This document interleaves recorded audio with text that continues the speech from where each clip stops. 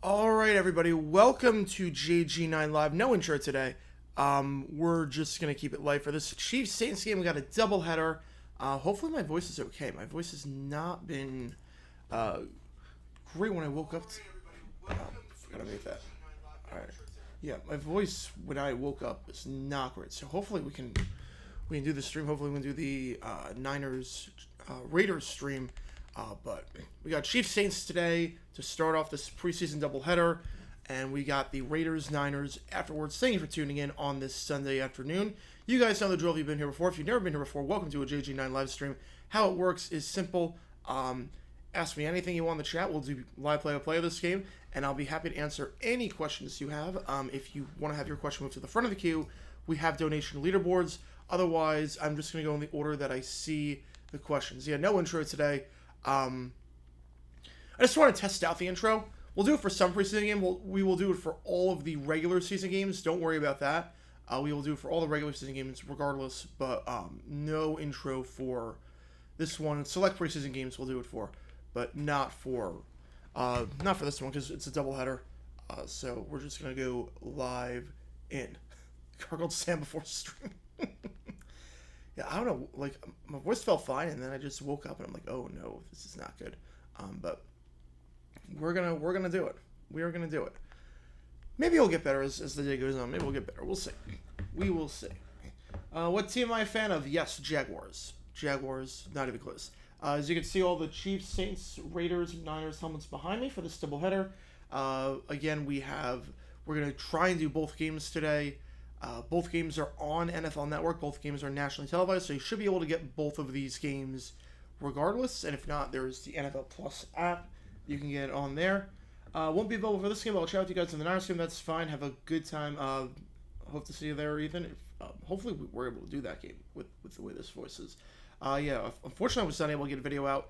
I just knew I needed sleep. I tried to push myself, but I was on like 2 hours of sleep last night, so I was like, we can skip a day. We can skip a day because this is just reserve myself. How will the newly scheduled Eras Tour shows in my Indy, New Orleans, and Miami next year impact scheduling? All it's going to mean is that there's just not going to be any games for those weeks in those cities. So I think Indy, it's week 8. I think Indy's week 8, and then week 9 for New Orleans, and week 10 for Miami. I think that's how it's just going to work. So it's just going to mean no home games for those weekends. That's all. It's nothing crazy. Let's see what we got. And how's it going, Tommy? Welcome to the stream. Ed Sheeran's Eras Tour has been way overlooked. I agree. I think part of it is just his album kind of flopped. I think that's part of it. His album just did not do well. Sales-wise, it kind of just came and went.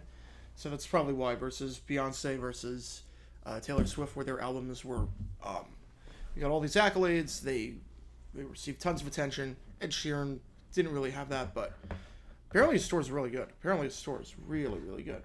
What quarterbacks could be benched this year for non-injury reasons based on performance? I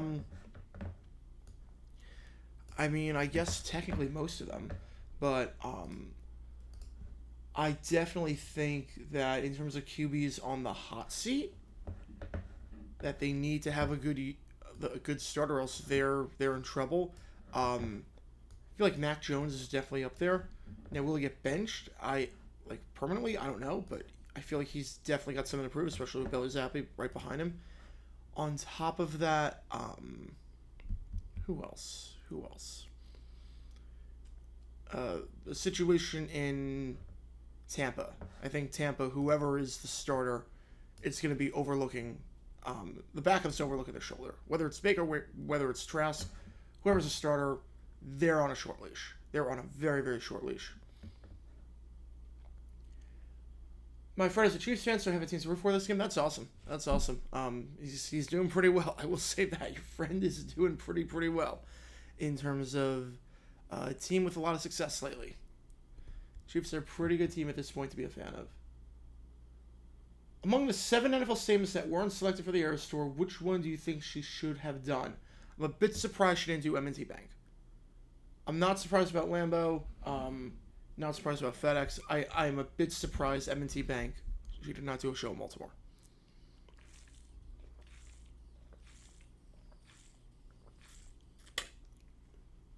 Oh, it's up to 93 now. Oh my goodness. That's terrible. Could Taylor pick a college football only stadium? No. Acoustics wise, it wouldn't work. Amenities wise, in the stadium, it wouldn't work. No, I don't think so. Maybe Louisville. Could have done Louisville. That's probably the only one I could think of. Even that stadium's not very big. It's like 56,000, so I get why not. Louisville's about the only one that maybe. Did you see the stupid play the A's had last night? Yes, that was a brain fart. That was a brain fart if I've ever seen one. I'm just baffled as to how that ever happened. You're telling me that it's a routine ground to the pitcher and you don't get rid of it? I mean, come on. That's crazy. That's crazy. Good morning. Congrats on the win over the Cowboys. Yes, that was a fun win. Best I've ever seen the team look in the preseason. I've got no complaints. Team looked phenomenal. Team looked absolutely phenomenal. Nathan Rourke looks like a stud at QB2 potentially. I think he should overtake Beathard on the depth chart. At least I want to see it. Everyone that I need to look good. I mean, I got no notes. It was a great thing. All right, Chiefs are kicking off to the Saints to start this game off. And congrats on the Sharks. Yes, they defeated the Cobras last night, came back, won the NAL championship, which was good to see. Any thoughts on the Jets this year? On Hard Knocks, too much hype. Oh, there's going to be so much hype. It's New York, it's Aaron Rodgers. There's always going to be hype. All right, we are underway. Kickoff. It's a short one to be fielded at the 15-yard line. Taking down to the 34, but there was a flag on the play. Oh, don't even tell me NFL Network. Oh, this is pathetic, NFL Network. Don't even tell me. Okay, thank God. Okay. So basically, if you didn't see it, they have the bottom line and they have the scoreboard covering up the NFL Network ticker. So I was like, oh no, don't even tell me we're not going to see the thing. Oh, that play by Nathan Rourke. That was the greatest play I've ever seen by any Jaguar in the preseason. By far. Like, there have been some good ones, but I don't think anything comes close to that. All right, so Derek Carr, obviously the starting quarterback for the Saints this season. He's going to get the start in this game. And here we go. 1st and 10 from the 20-yard line. It's play action. Carr dumps it off in the flat. An incomplete pass intended target on the play was his wide number 12, Chris Olave, the former first-round pick out of Ohio State. 2nd and 10. Yeah. I'll put it this way. It's cheaper to be a Jaguars fan than it is to be a Jets or a Giants fan, even including hotels and flights and everything. I'll put it that way. All right, 2nd down. Handoff up the middle. He's got a hole, breaks through, and it's Alvin Kamara down to the 32-yard line. Alvin Kamara, again, suspended for the first 3 games of the season, but a nice run there, gain of 12 on the play, the former 3rd-round pick out of Tennessee. So we have another bot. Let me just try and get rid of that one. Chances Harbaugh comes back to the NFL. I would put it at pretty slim right now. He's got a good thing going right now at Michigan.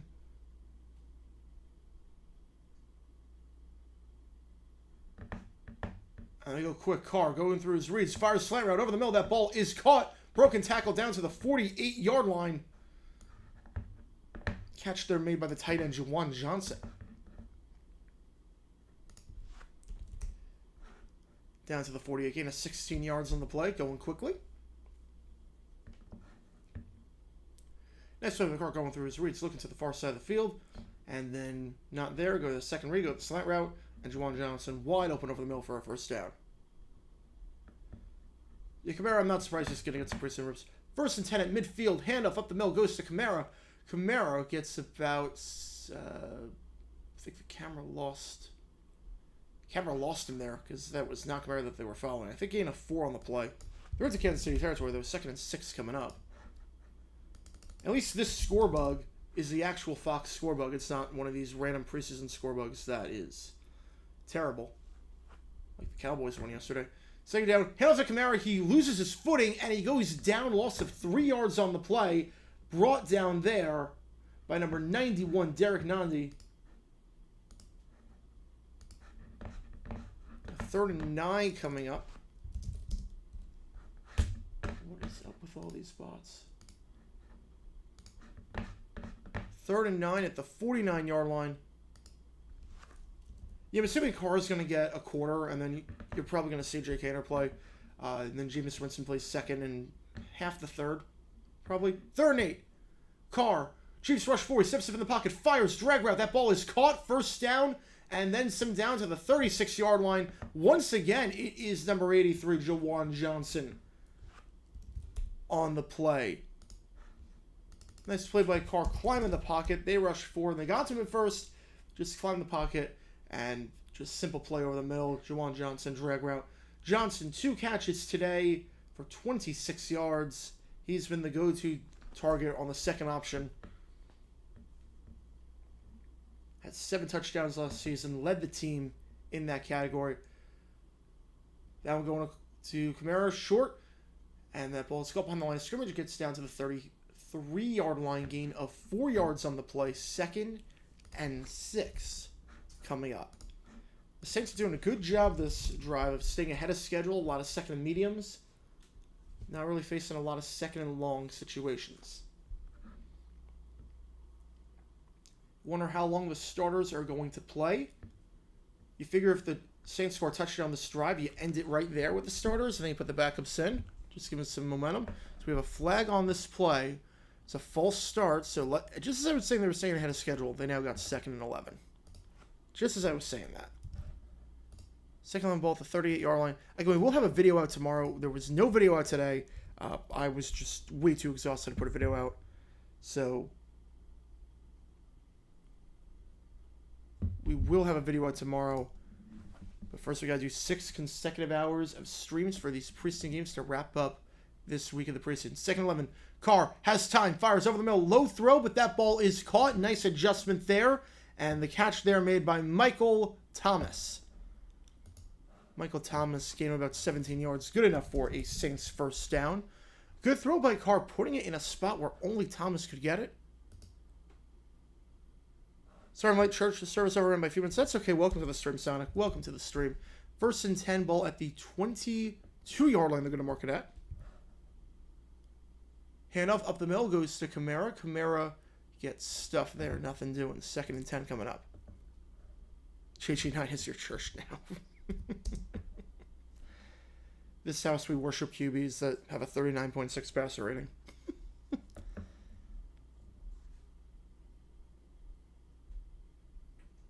So 2nd down coming up for the Saints. Carr looking very good on this drive. Only missed 1 throw at the start. Everything else has gone for a first down. Carr pressure, fires, screen pass. That ball is caught behind the line of scrimmage. Kamara at the 20, 15, 10, 5 out of bounds at the 4-yard line. Alvin Kamara with a gain of 16 yards. And the Saints will have 1st and goal. Carr looks very composed back there. Carr looks extremely composed right now.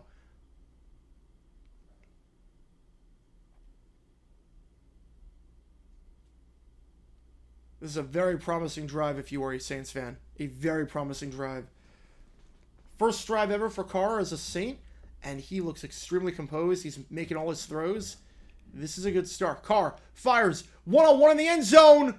Incomplete. Good coverage there. Intended target on the play was Michael Thomas. Coverage there coming from Joshua Williams, the 2nd-year cornerback out of Fayetteville State.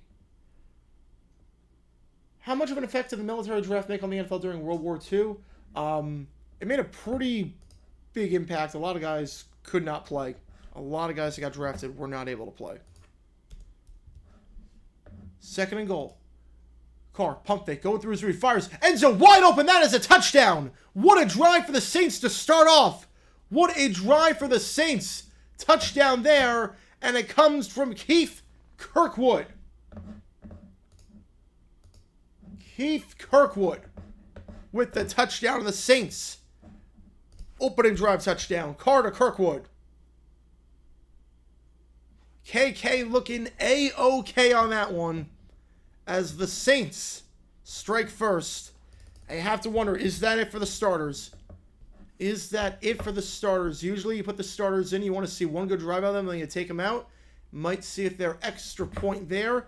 coming from Will Lutz is good. They do have 2 kickers on the roster for this preseason game, but that one taken by Will Lutz, and that one is right down the middle. 7-0 Saints with 9:36 left in the first quarter of action. A great start for the Saints. Let's see if the Chiefs can answer with their starters afterwards. Yeah, I think the album comparison was pretty good. I don't have too many notes. Although each album is a different vibe. Which I do like about Taylor Swift. Worst Monday night game ever. Oh, there have been some duds. Giants-Vikings with Josh Freeman was bad.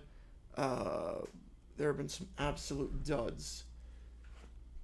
But Cowboys-Cardinals might be the worst. Cowboys-Cardinals 1970 might be the worst of the bunch. That game was pretty bad.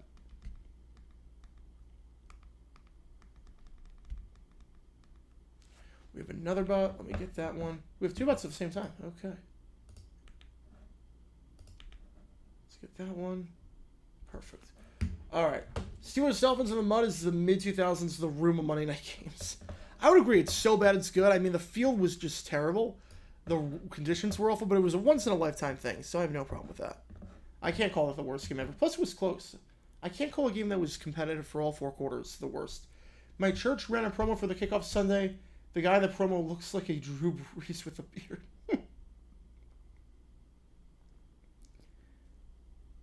That is something else. Again, if you want to have your question answered at the front of the queue, we have donations. Otherwise, I'm just going to go in the order they see the questions. And again, we are doing both games today.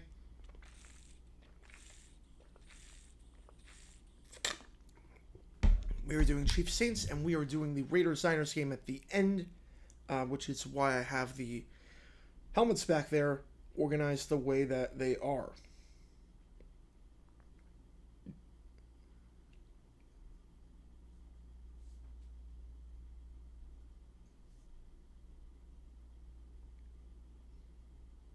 And we should have a new JG8 video out relatively soon.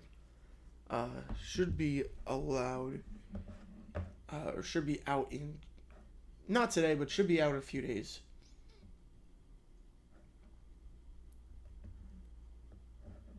There's only one college. Oh yeah, the Kibbe Dome. Yep. Too scared to do a concert at the Kibbe Dome. Way too scared for a Kibbe Dome concert.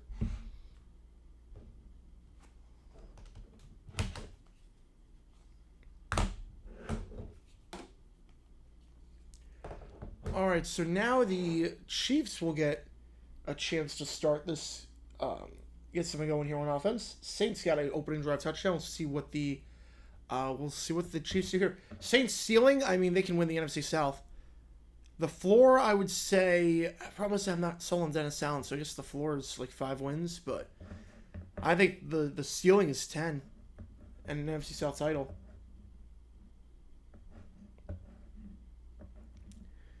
Yeah, the NCAA, I mean, the whole transfer saga with Florida State and North Carolina State, I mean, there's got to be an exception. For a family member, I mean, come on. Kickoff is fielded and taken down to the 24-yard line, which is where the Chiefs will start off. Kickoff there fielded by Deneric Prince. And that will give Patrick Mahomes at least a drive. At least a drive.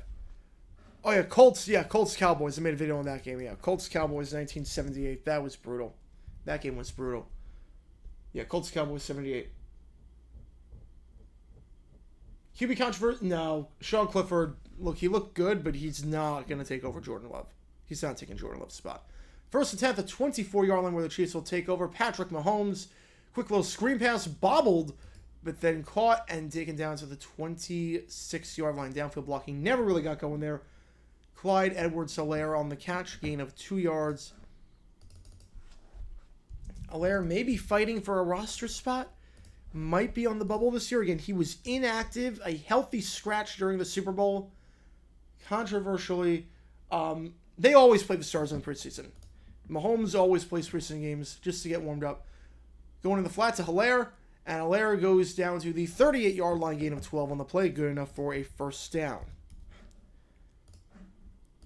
Clyde Edwards-Helaire has a real chance here to prove himself for the Chiefs and for other teams. Again, he did not get his 5th-year option picked up. He was a healthy scratch during the Super Bowl. You got Jerick McKinney and Isaiah Pacheco ahead of him on the depth chart. He might be gone. We will see. Oh, Carr looked phenomenal. Carr drove right down the field, made a lot of nice throws. Allaire running down to the 42-yard line they're going to mark it at. Gain of 4 on the play. 2nd and 6 coming up. Yeah, Derek Carr was phenomenal. One of the best drives any QB has led this preseason. Made some nice throws down the field. Didn't really miss anyone. And made a nice throw to Kirkwood for the touchdown. Yeah, Mahomes story was also, I like that too. 2nd and 6. Ball at the 42-yard line.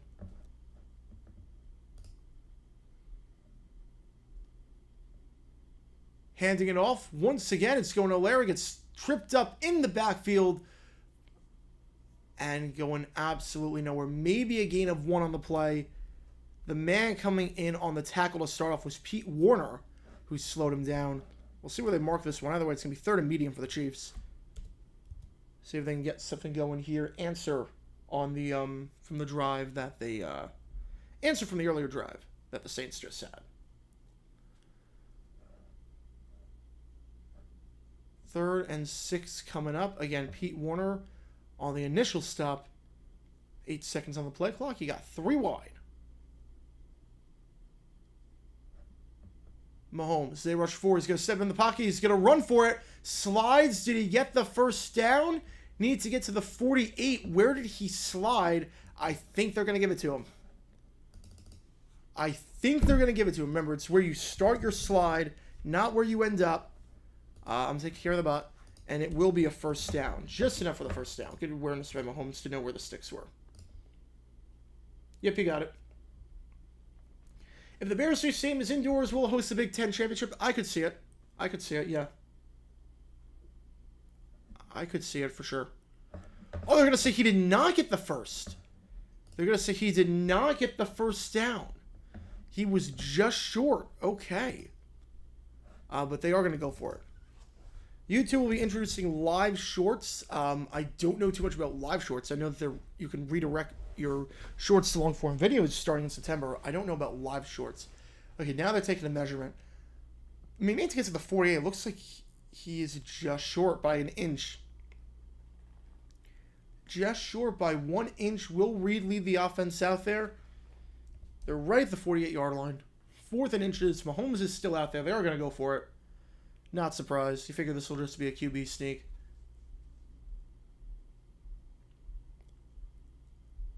I love that on the bottom line ticker for NFL Network, they have the score of the Chiefs-Saints game, even though we're literally watching the Chiefs-Saints game, and they have their own scorebug. Like, there's just way too much clutter. Make a video on Carr? I mean, I gotta find something interesting on him to do it, and something that hasn't been talked about before. If I can find that, then yeah, but we'll see. 4th and 1, Mahomes in the shotgun with 6:50 left. And that's a busted play. Did he get the first down? Did he get the first? It looked like Mahomes was going to take the snap. Instead, just a direct snap to Blake Bell. Trying to go quick snap, tight end Blake Bell, but the offensive line never really got any penetration. Maybe Bell made a second effort.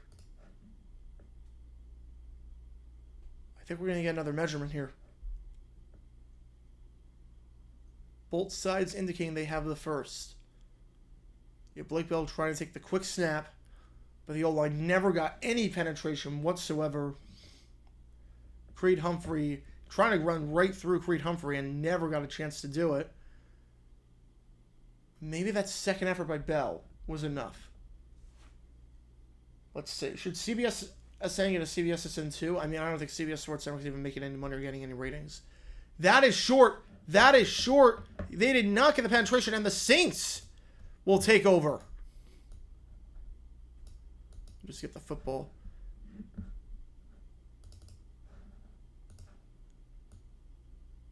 The Saints will take over with about 6:40 left in the first quarter. A great start for the Saints. A great start for the Saints. All right, let me just check some real quick. I'll be right back. I just got to check some really quickly because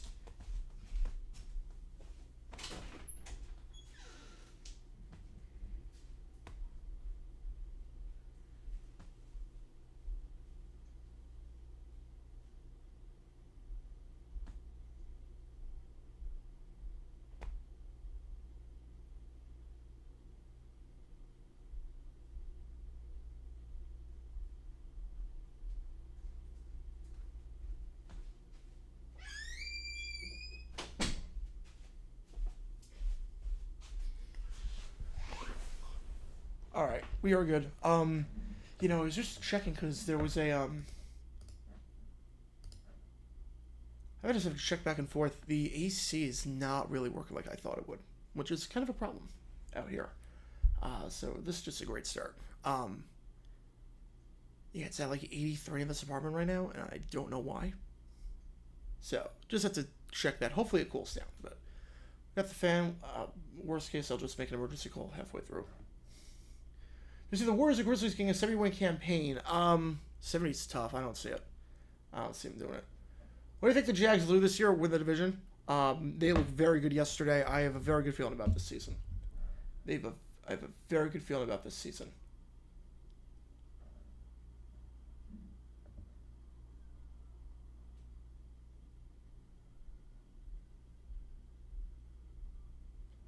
Yeah, if it doesn't go down at halftime, I'm going to make an emergency call. So, I'm not a big burger person, so I can't really answer that question. Not really big on burgers, so. Seeing some Saints fans in the chat. Nice to see. Team's had a very good start. We'll see if Carr comes back out. Will the team go winless again? I mean, eventually, yeah. I don't think this year. I think the Cards win at least one. Is the offense coming back out? Is the first string coming back out? Or did you just end it on the touchdown drive? The second string is going to be out. Some starters remain. I do see Juwan Johnson out there, but is it going to be Jameis Winston now in? Which makes sense. Put the starters in, get a touchdown drive, end it on a high note, and Winston going to take over with the combination of the first and the second string. Winston, play action, clean pocket, fires over the middle. That ball is low, but it is caught down to the 34-yard line. Catch there made by number 17, A.T. Perry, the team's 6th-round pick out of Wake Forest. His first action down to the 32-yard line. Gain of 18 yards on the play. A.T. Perry. Again, the team's 6th-round pick out of Wake Forest. Back-to-back seasons with the Demon Deacons with over 1,000 yards receiving. First down. Handoff. Up the middle. Down to the 32-yard line is where they're going to mark it. So gain of about 2 on the play. 2nd and 8 coming up. A Vampire Taco. Yeah, it was invented in Arizona. It was invented in Arizona. I've never tried one, though. I've never tried one.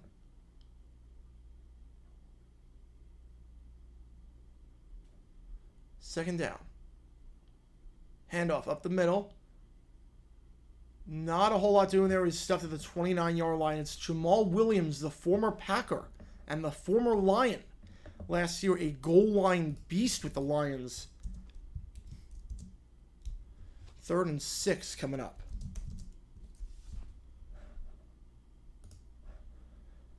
Yeah, if Carr plays well, the Saints could easily take the division. It's really going to come down to who is the best quarterback. It's going to come down to that. I think that drive was very, very promising for the Saints. Yeah, I like we saw the first starters. 3rd down, rush 4. Winston fires off his back foot. It's caught. Touchdown! Touchdown, Saints! Touchdown, Saints! That is absolutely a touchdown. That is absolutely a touchdown. Catch by A.T. Perry out of Wake Forest. He got 2 feet, made the football move, and then the ball came out at the very end of the ground caused the fumble. Back-to-back touchdown drives for the Saints. As we have a $5 from Michael Hodel. Thank you so much for that. Hey, JJ, hope you're well, brother. I apologize because I'm a bit late to the stream, but I'm here now. Thank you for tuning in, Michael Hodel, and thank you, as always, for the donation. Let me get your name in there. Check the replay. Yeah, that's a touchdown. In my book, that is a touchdown. And thank you so much, Michael Hodel, for that donation. Get your name in there. A.T. Perry, 2 catches on that drive. And the big one to cap it off, a touchdown. Now, the elbow was down at the 1. Was the ball across the plane before? It was. It was. Extra point by Lutz is up, and it is good. 14-0 Saints. They are pouring it on right now in this preseason game. Again, remember, stick with me after the game. We will do the Chiefs against, or not the Chiefs. We're We're going to do the Raiders against the Niners. And so the KC Super Bowl hangover begins. Yep, time to panic. Time to panic. This is very encouraging if you are a Saints fan. You want to see how A.T. Perry could do? He looked phenomenal on that drive. You want to see how Carr could do? He looked phenomenal on his first drive.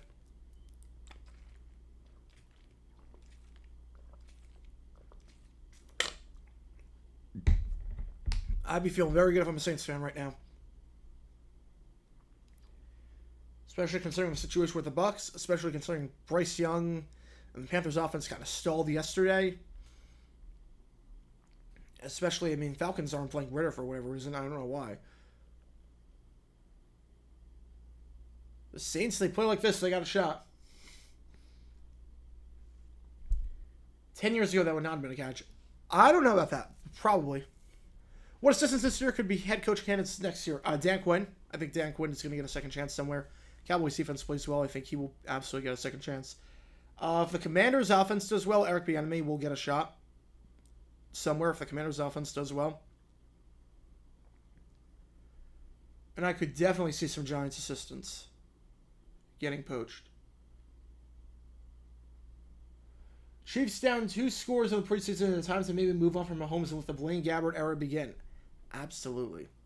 Absolutely. So I've defended McDaniels twice last year. We also say he must be fired. What's your stance? He should be fired. He never should have gotten another chance after he did his stunt with the Colts. He is not a good head coach. I just defended him for those decisions, but because I thought he was getting an unfair rep for those ones. But he is not a good head coach whatsoever.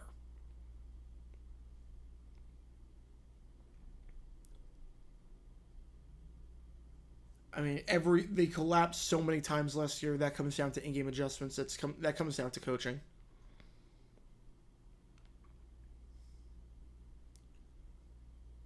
So we're back 14-0, 4:59 left in the first quarter. We'll see if the Chiefs starters stay out for another drive. On offense, couldn't get anything going last time. Was a turnover on downs after the tight end sneak with Blake Bell did not work. We'll see if Mahomes stays out there for drive number 2. Or if they go to their new backup quarterback, going from one Jaguar quarterback to another, going from Chad Henne to Blaine Gabbert. We'll see what happens on this drive. Kickoff is fielded in the end zone. Going to take it out. Fielded by Prince. Prince of the 10. He cuts back. And nothing doing there. Bottled up at the 12-yard line. Bottled up at the 12. And a flag on the play. So maybe back him up to the 6.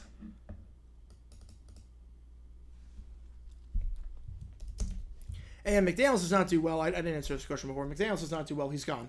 He's gone, and rightfully so. There should be in the area of holding or blocking the back. Blocking the back on the Chiefs. Already a bad kickoff, and now moving back half the distance to the goal. Yeah, Chad Henne's been clutch as the backup QB. You don't have to remind me of that. Obviously, he is now retired.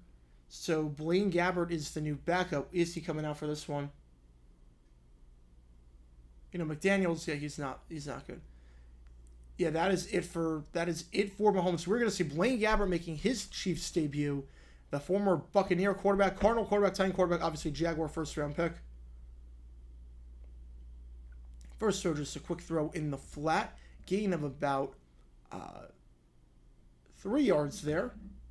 Catch there made by Rashee Rice, the team's second-round pick out of SMU. The only receiver, the only player at a skill position that the Chiefs drafted this year. Of their 7 picks, when heavy on the lines, heavy on defense, they only drafted one skill player position. That was Rice, the man who just made the grab. We'll see where he fits in on the depth chart. Obviously, you got Tony, you got Justin Ross, who's going to be interesting to see. Handoff there. Goes to Edwards-Helaire. Gain of 3. 3rd and 4 coming up. That was a nice move there by the Saints. I don't know if anyone saw what Cameron Jordan just did. Sure, I might see it on SportsCenter. Sure someone might clip that. Yeah, here we go. Now we're seeing it. Yep, now we're seeing it.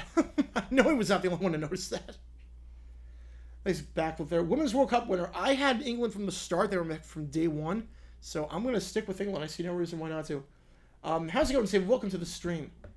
3rd and 3? It should be 3rd and 4. It's at the 12. It needs to get to the 16. So 3rd and 4. Rush 4. Fires in the flat. Incomplete pass. Tried to go out route there. Intended target on the play was Noah Gray. Incomplete, though. Nice bat down there. Low throw. Marcus May on the grab. I should note the Chiefs' backups are in, but the Saints' first-string defense is out. So that was the Saints 1s against the Chiefs 2s minus the offensive line. The offensive line was the same, but skill position-wise, it was all the 2s for the Chiefs. 1s against the 2s. Saints had to win that rep, and they did. To be fair, they did do just that.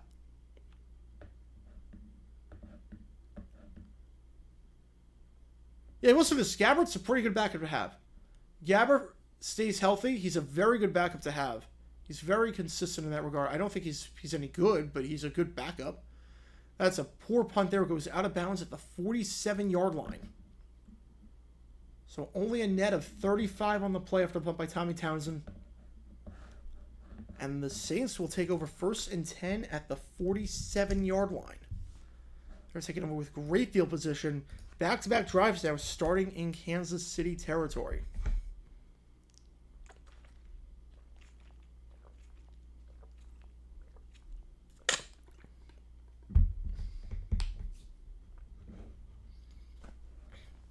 All right, in terms of what's coming up tomorrow's video, I have no clue what it's going to be on, but we will find something for sure.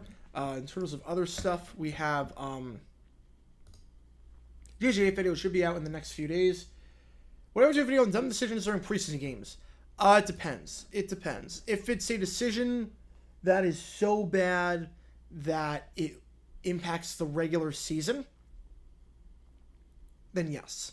And by that I mean, like if Andy Reid, for whatever reason, decided, hey, you know what would be a good idea? Let's put in the Chiefs' 3rd-string offensive line in the 4th quarter, and let's put Patrick Mahomes out there. And Mahomes gets injured. Like, I would do something like that. But if it's a decision that costs a team a game or anything like that, no. No, I would not do that. It's just preseason. End of the day, that'd be an overreaction. Have you ever streamed Immaculate Grids? I have not. I've been in talk with Pro Football Reference. They've not gotten back to me, but I might do something like that in the future. I've not seen the grid today. I have not seen the grid yet today, but we might give it a shot. Might give it a shot on stream at halftime. Why not? You used to be a Raider fan. What do you think of Del Rio? Do you think he should have been fired in Oakland? Yes. So the thing with Del Rio is he's a coach that will get you to the hump. He will never get you over the hump. He does not know how to handle quarterback changes. He does not know how to coach in the playoffs. And he does not know how to adjust his style toward the end of the season. Because a lot of coaches adjust their style midway, like they adjust midway through the season as the wear and tear gets on you. Del Rio never did that. Never did it with the Raiders, never did it with the Jaguars, and it led to collapse after collapse at the end of the season. Next GD7 video should be out in the next week. Hopefully the next week. Ever played Tecmo Bowl on NES? I never owned an NES, so I did not play Tecmo Bowl. I did not play that game growing up. No, it's only the first game of the preseason, but the Saints are going to surprise a lot of people this season in that weak NFC South. I mean, I don't think any team winning that division would be a surprise. Maybe the Bucs if they win, but Saints right now have to be in the driver's seat. The question mark is Dennis Allen, because I'm not crazy about Allen as a head coach, but they've looked very good so far today. I'd be very encouraged with this. Back-to-back touchdown drives. I heard the rumor about the Jaguar fan. Yeah, I think that is a confirmed fact. I think it is confirmed. Handoff. Nice second effort there. Bulls his way over to the 39-yard line. Handoff there going to Jamal Williams. 2nd and 2 coming up.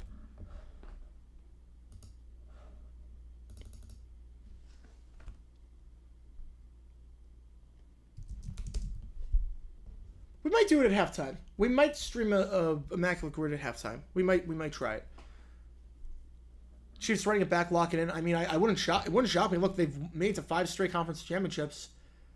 Handoff goes to Williams. Williams finds a hole after the stutter step. Need to get 2. He got 3 down to the 36-yard line before the Chiefs push him back. That should be enough for a first down. Look, the Chiefs made it to 5 straight conference championships. 3 Super Bowl appearances, and the only 2 that they didn't in that stretch with Mahomes as a starter were with they went into overtime. So after 4 quarters, they have never trailed in the conference championship. So they're my pick until they are not.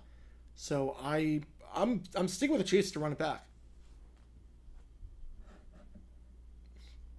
I mean, at this point, why bet against history?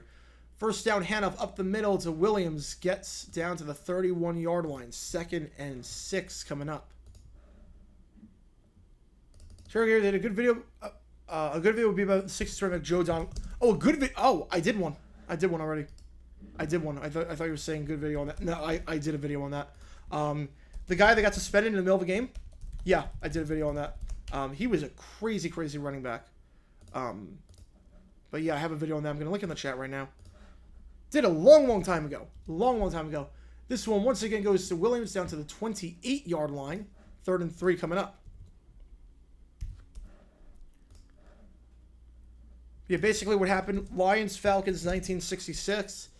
Looney got suspended by his team midway through the game and then got cut because he was just crazy. 3rd and 2, Winston, play action. He's going to take it off himself. Just slide down.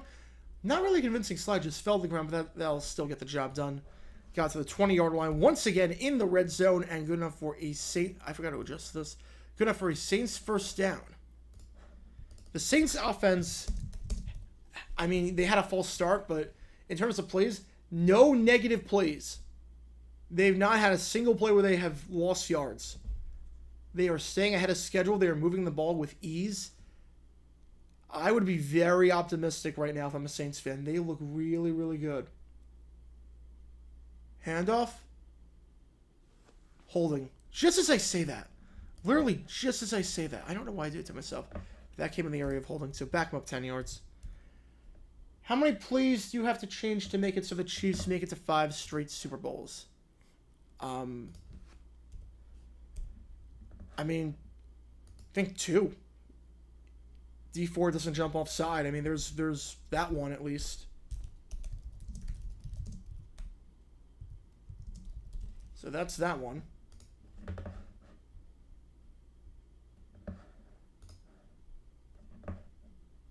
And the other one was the Chiefs-Bengals game.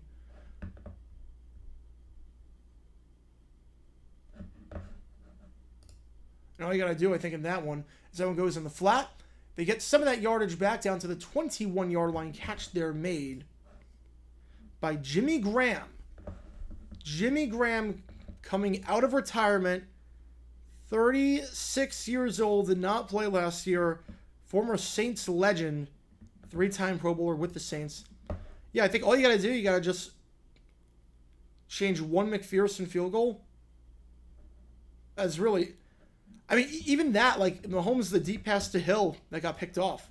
Just make that a completion, they win that game. I'm convinced they win that game. I think you just got to take... I think you just got to change 2 plays. That's the crazy part. Just change 2 plays. 2nd and 11 coming up for the Saints. When we get back, end of the first quarter, it's been all Saints in this one. You got to love what you're seeing from the Saints offensively and defensively if you are a fan. Watching baseball and one-TV and football on the laptop, that's the way to do it. That is the way to do it. I've got the Rays game on, I got the Cubs game on, and I don't know what game is on the middle screen, but it's not started yet, so I'm going to flip it over. The Jags play last night is my top 3 preseason plays, aside from the Taylor Heineke walk-off 2-point conversion and the Jags touchdown. Yeah, that was a nice play. That was a nice, nice play. It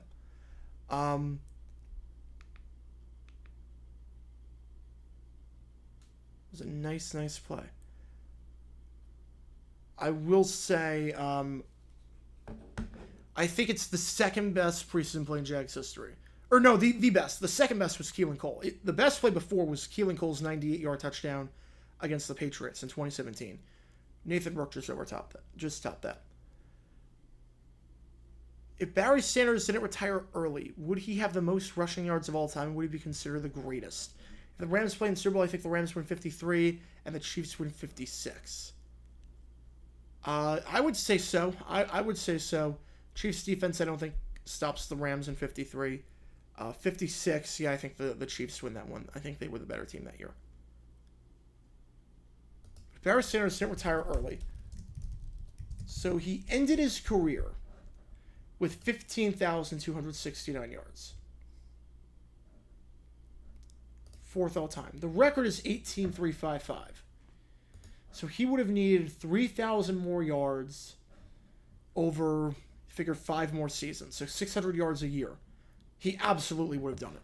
He absolutely would have done it. Played till he's 35.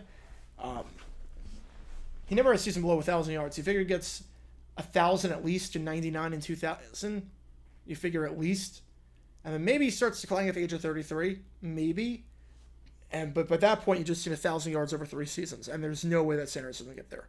So if he stays healthy and doesn't retire, Barry Sanders is absolutely the best runner of all time in terms of rushing yards. And would he be considered the greatest? As first play, gain of about 3 yards there for the Saints. So handoff goes to Williams. So 3rd and 8 coming up at the 18-yard line. Would he be considered the greatest? I mean, he had so many negative runs. People will still pick Walter Payton. People will still pick Jim Brown.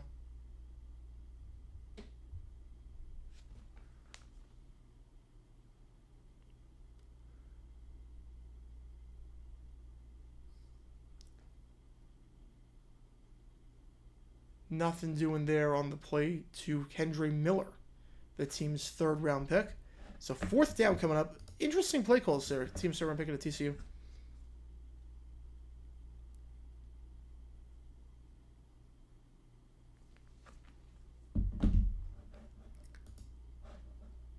This wasn't a throw there, but 4th and 7, 17-yard line.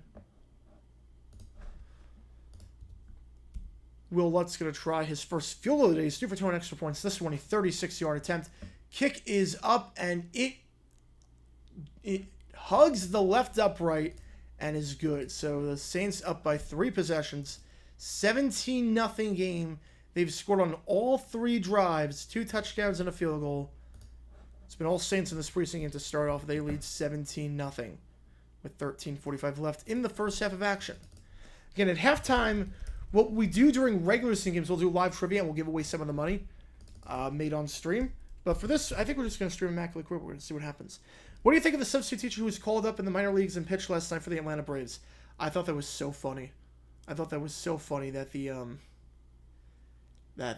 Mets gave him away to the Braves for like $20,000, and then he does that against the Mets. That might have been the worst day by any team in MLB history. You get outscored 27-3 across 2 games. That might be rock bottom. Emmitt Smith and LeBron James are both all-time leading rushers. Who are the top coaches in the Hall? Very good. That's a good question. Reeves, Schottenheimer. Those are the first ballot guys. I think Shanahan deserves to be in the Hall, as is Holmgren and Coughlin and whatnot. So I want to put Hall are very good. You figure guys like John Fox to some extent. You figure guys like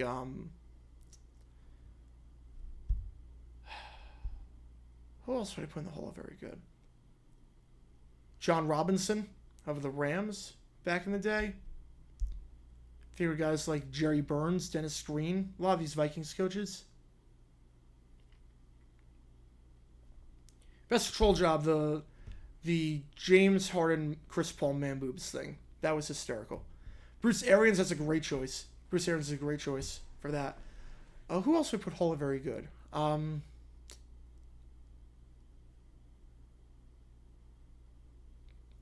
Who else would I put from the post-merger era? Who would I put Hall of very good? I think Blandon Collier, also Hall of very good. I'd put him first ballot, Hall of very good. You could make an argument for the Hall of Fame, but I'm not sure he really gets it. But Hall of very good. I could absolutely make an argument for him. Sean McVay, Hall of very good. He's still too young. Pete Carroll, he would be Hall of very good. How's it going, Jake? Welcome to the stream. Pete Carroll right now, Hall of very good. Right now, Hall of very good. Although he's got a chance. Lovie Smith, I'm not sure. I'm not sure we go Hall of very good on that. Like first ballot, like the leading class, like first ballot? No, not really. McVay right now is Hall of very good, but it's still too young. Yeah, no, Shoddy was first. Yeah, Shoddy was first name I said. Shoddy and Reeves were the first two names I said. Dan Reeves, Morgan Schottenheimer, they were the first two names. Mike Tomlin. Oh, Hall of Fame. Mike Tomlin's Hall of Fame. He's doing something like the winning record streak or the non-losing record streak. I don't think we're ever going to see it again. In today's day and age with parity and whatnot, and how often coaches change, I don't think we're ever going to see that again. If he ran at Super Bowl 59, he's Hall of Fame. Ran the end of 49. Look, you win 2 Super Bowls, you're Hall of Fame. You win 2, you're Hall of Fame. Unless it's something absurd, you win 2, you're Hall of Fame. John Gruden also Hall of very good. John Gruden Hall of very good. Yeah, Jets 20. Yeah, with Sanchez. Yeah, that'll be a thing where I would do like a dumb decisions on. That would be one of those things where if it happened today, I would do a dumb decisions on it. First down at the 28-yard line. Pitch plays at the near side of the field. All right, hang on. I just got to take this really, really quickly. Hang on. I'll be right back.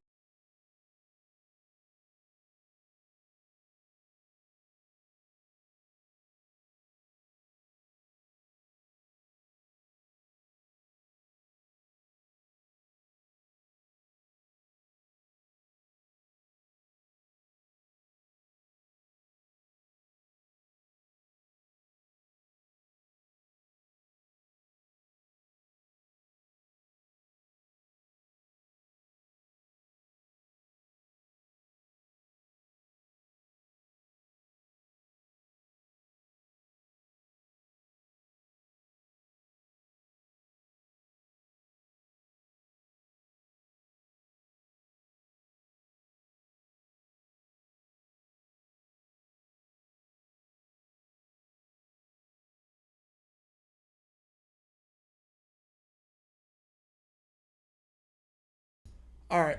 We were good. 3rd and 10. My apologies for that. I had to take that.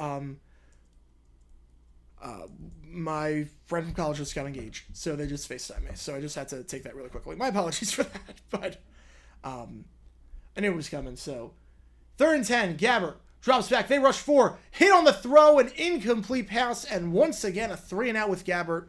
And they'll be forced to punt this one away. And my apologies for the brief timeout in the stream, but we are back. So just had to take that really quickly. But now we're good. What would it take for a one-time Super Bowl winning head coach to be Hall of Fame?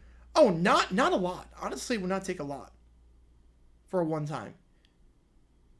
Oh, thank you so much. Yeah, I knew it was coming. It was like they've been dating for like 8 years. Friend told me it was going to happen today. So yeah, punt is fielded and the Saints bring it down to the 22-yard line. Oh, of course I'm going with the Jaguars first get the winning. Of course I am. Punting it down to the 22-yard line, which is where the Saints will take over. All right, so let's get to the questions again. Let me just adjust the scoreboard, and then we're going to be good to go. Will Belichick surpass Shula's record? I think so. I think eventually he will. Mike Tomlin, again, Hall of Fame. One-time Super Bowl winning coach. I mean, look, Schottenheimer wins 1. Reeves wins 1. They're in. Andy Reid, before he won this one, he was a lock.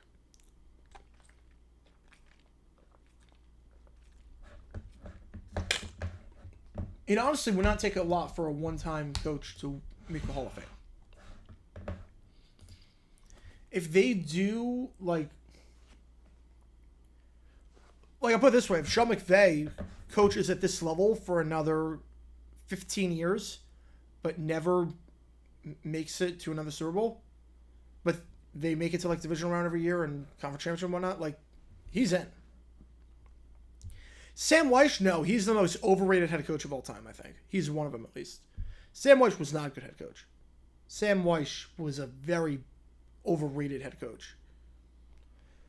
Would Pete Carroll be the worst win multiple Super Bowls if he made it to 59? Or if he won 49? It might be Shanahan. Shanahan might be worse. You can make the argument maybe for Tom Flores also because he was not great the second half of his stint with the Raiders and was not great in Seattle. So you can make that argument, potentially. Rex Ryan Foot Fetish Hall of Fame.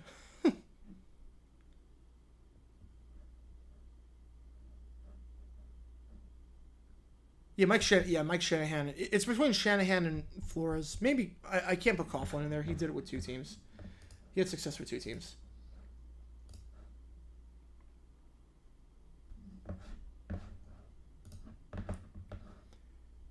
Gary Kubiak, Mike Sherman. I don't know if I put Sherman Hall of Very Good. I don't know if I would do that. Kubiak, yeah. Kubiak I would do.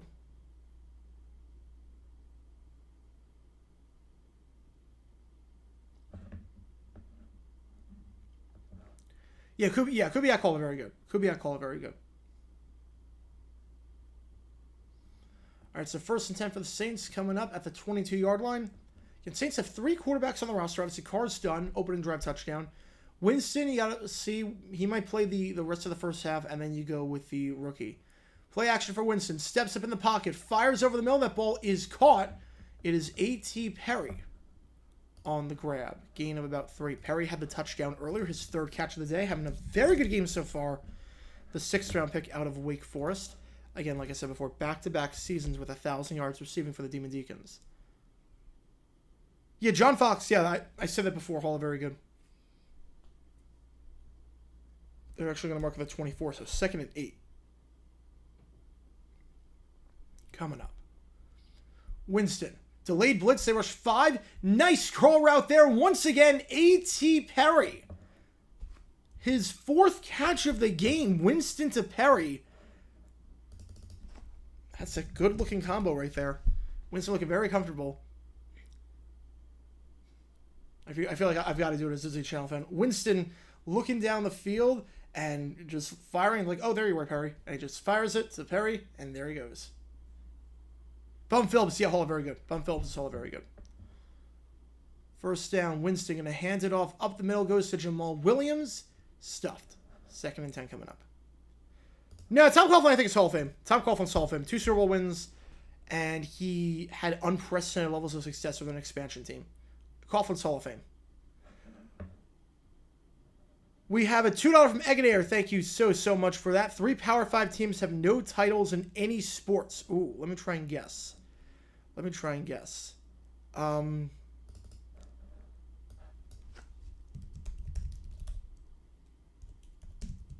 Winston, incomplete pass.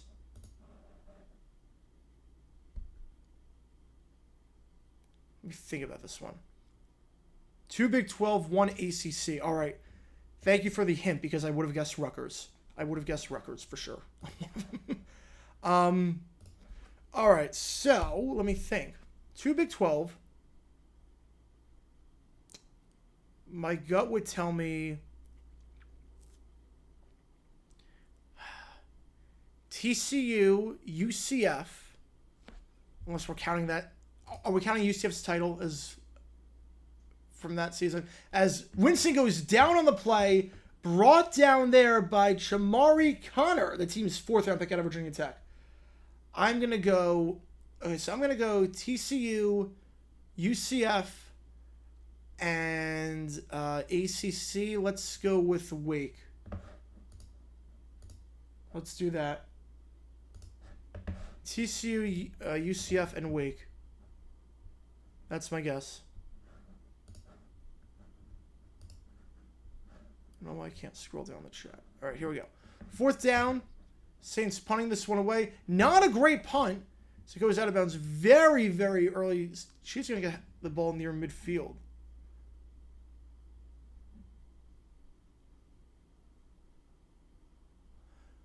He's still going down to the 50-yard line is where the Chiefs are going to take over.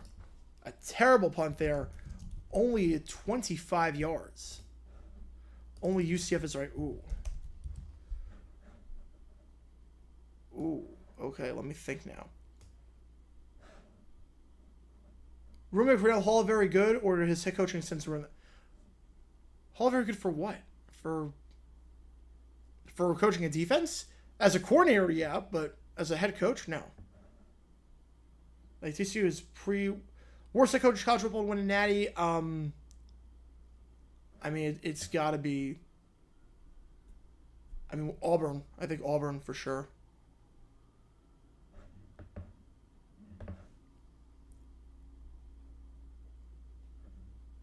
When Auburn won with their head coach. That might be the worst. False start, back him up 5, back him to the 45-yard line. All right, after this drive, I'm going to check the AC again, see if it's gone down at all. And if it has not, I'm going to make an emergency call.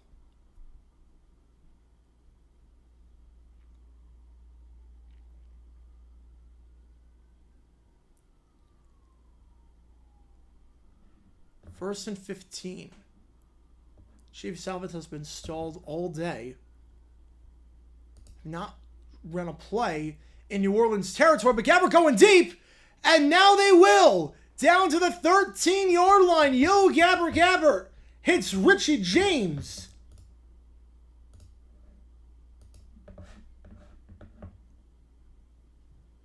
Gain of 42 yards. Gabbert to James. And it's a first down for the Chiefs. Biggest play today for KC, and they can finally run a play not just in New Orleans territory, but in the red zone. I don't know about Coach O. I don't know if Coach O is the worst. He's up there with one of the worst, but I don't think he is the worst. All right, first and 10. Gabbert. They rush 4. Fires. End zone. Oh, we missed him wide open. Missed him wide open. Was looking once again for Richie James, and Richie James wide open in the corner of the end zone. Should have been an easy touchdown. Instead, it's going to be 2nd and 10. Should have been an easy touchdown. Richie James is getting open, though. He's having a good drive. Now with the Chiefs. Played 4 years with the Niners. Played last season with the New York Giants. Looking pretty good so far. Again, you got a bit of a battle at wide receiver for the Chiefs in terms of filling out the rest of the depth chart. Richie James is definitely in that mix. 2nd and 10, 9:16 left in the first half. Play action. Gabbert fires off his back foot. So screen pass. That ball is caught. Caught by the tight end. Trying to bowl his way into the end zone. It's going to be down at the 1-yard line. It's Noah Gray. A touch of Gray there.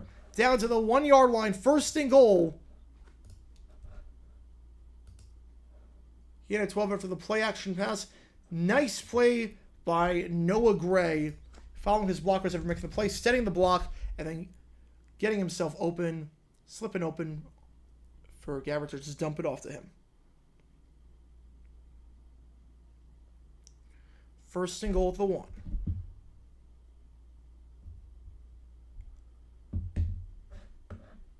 Gabbert in the shotgun. Play action. Fires. Corner of the end zone. Wide open. Richie James. Who else? Who else but Richie James? Getting Richie with it.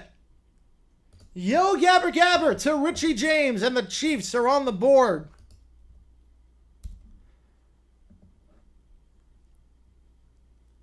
Gabbert and James misfired earlier on a touchdown pass, but all good. Makes up for it right there. Greatest Heisman winner in the NFL, probably Marcus Allen. The extra point for the Chiefs coming from Harrison Butker. Just reviewing that play, but it was clean. It was very, very clean.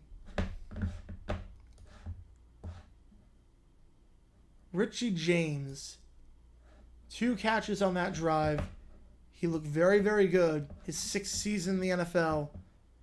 Looking to break out this year with the Chiefs, and that was a good way to do it. James and Perry, the 2 receivers stepping up today in this first preseason game for both of these teams. Extra point is up and good with 8:25 left in the first half. It is a tie game. All right, I'll be right back. I just have to check on the AC situation. Oh, yeah, Barry Sanders. No, it's Barry. It's Barry. Allen was good, but it's Barry Sanders. I don't know why I forgot that. All right, give me one quick moment. I'll be right back.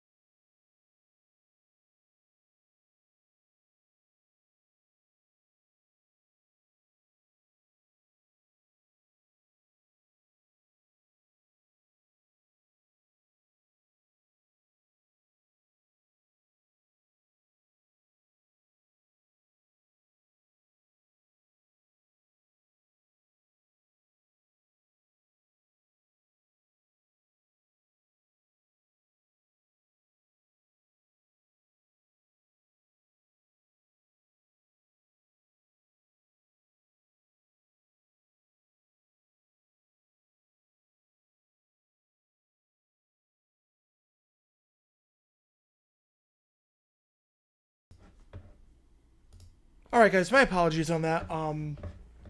My apologies on that. So, thank you guys for sticking with me through all that. Just AC issues in Arizona. Kind of an emergency. The temperature has only gone up. Thought for a sec that I was probably going to get fixed, and it is still just brutal. So, I got a fan running, but if there is a knock on the door, you will know why. You will know why. So, just keep them up. Fill some Hall of Fame chances, none. 0%. So, again, my apologies for that. Still 17-7. Okay, so back to the Power 5 question. Of the three, so UCF, I would guess... Who would I guess? Kansas State? Maybe? And then ACC school. I would...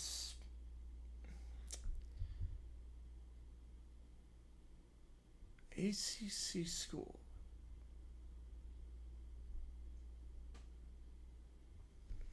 Man. Doug Pearson right now, Yehola, very good. Yeah, so I would get...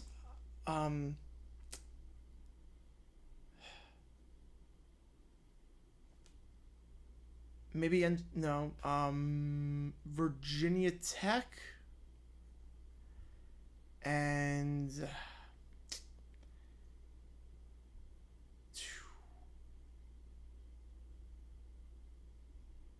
Yep, K-State. Yeah, so there we go. K-State, Virginia Tech, UCF. That's my guess. Since it's 17-0, how Mahomes do? I mean, he barely played. He played draft. I'm just going to close the blinds really quick. He barely played. I mean, he made the throws he was supposed to make. Mahomes looked fine. Didn't get hurt. That's the important part. The one drive, it stalled on a 4th and inches with the... just stalled on 4th and inches with Blake Bell getting the snap under center. Mahomes did everything he had to do. He just got some reps, got warmed up, so he's fine.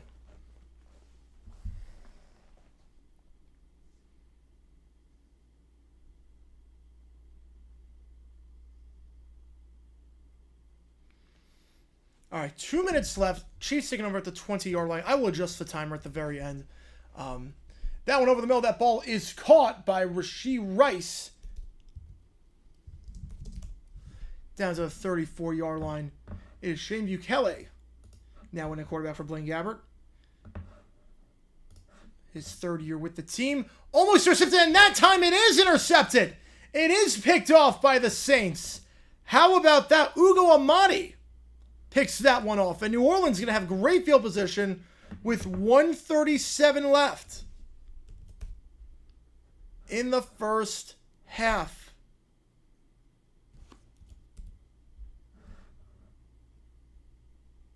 Look for a second, it was getting picked off. The bat down there, and then it did get picked off by a different Saint defender. Alontae Taylor on the initial bat down, and then was Ugo Amadi there. You know, Mahomes started the game. He played one drive. Mahomes played one drive.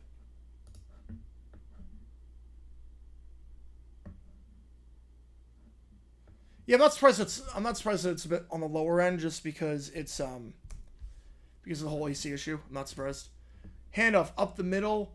Nothing doing there. We wonder if this is going to be Jameis Winston's last drive.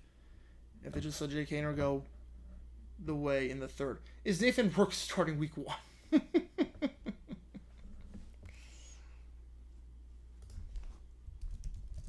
He's going to make the Hall of Fame at this point.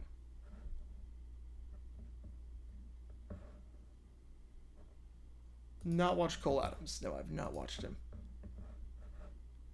Saints have all 3 timeouts. We'll see what they decide to do here when they use them. 4 wide, Winston.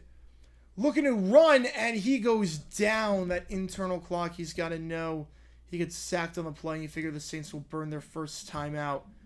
Brought down there by Drew Tranquil.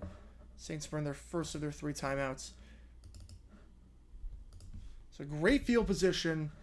And now it's 3rd and 17.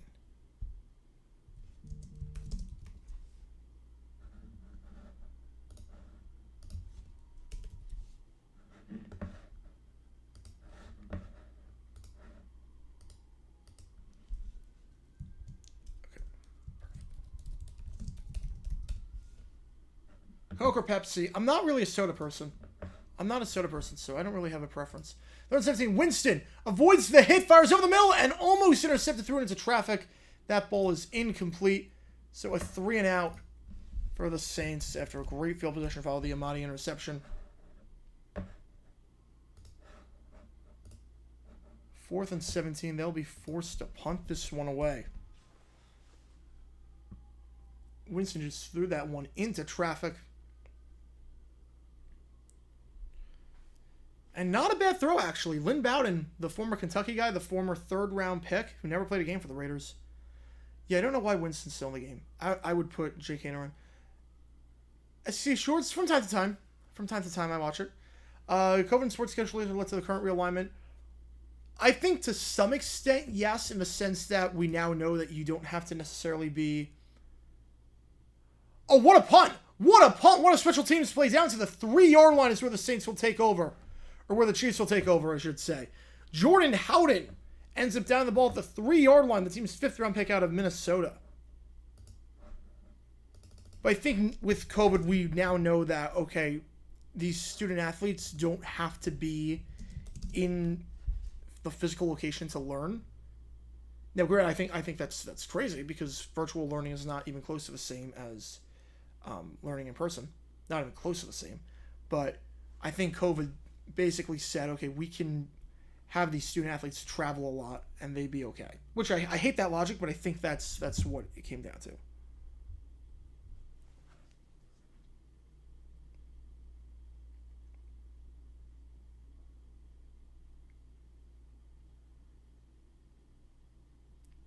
Handoff. That'll probably be the last play of the half down to the 9-yard line. Are they actually going to go quick? They're actually going to go quick. No. No, they're not. They can't be. They can't be going quick.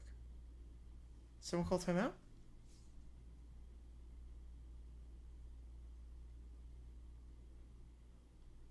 Yeah, no, they're just sticking it into the half. They're just sticking it into the half.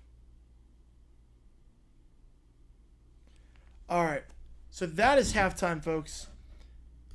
Again, crazy second quarter in terms of the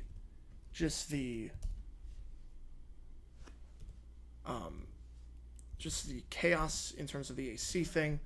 So my apologies for all that. But 17-7 game. Yeah, I am doing the Raiders game after this. Again, hopefully at some point I will have to pause the stream because some guy will come and fix the AC. Hopefully that will be the case. But I wonder what YouTube TV will do with Sunday Ticket. Yeah, I'm very interested to see. I should say Chiefs get the ball to start the half. I'm a bit interested to see what Sunday Ticket. On one hand, I do like the fact that you get unlimited streams, so you can watch every game. On the other hand, I'm a bit worried how far behind it's going to be in real time. I'm a bit worried with how far behind it's going to be. So we'll see. All right, let's try... Oh, wait. What game would be different if they had instant replay for that game? Steelers-Oilers. I think the Oilers win the AFC Championship and they make the Super Bowl. And then I think that they don't do the Pastor Rainey for Stabler trade. And then I think Bum Phillips doesn't get fired for 1980. And then maybe they win the Super Bowl because I think they're a better team than the Rams. And I think that Bum Phillips would be a Hall of Famer. I think everything changes if the AFC Championship in 79 had instant replay. Should Michigan have gone for on 4th and 2? No, that was just a fluke. That was a fluke play that everything had to go wrong. All right, it is halftime. So I did get some requests to try the Immaculate Grid today. So we're going to try that. We're going to try that. Why not? Okay. All right, so you got Bills, Titans, Ravens on the top row, and you got Panthers, Commies, Eagles on the bottom row. All right, let's see if I can share my screen. Let's see if I can do that.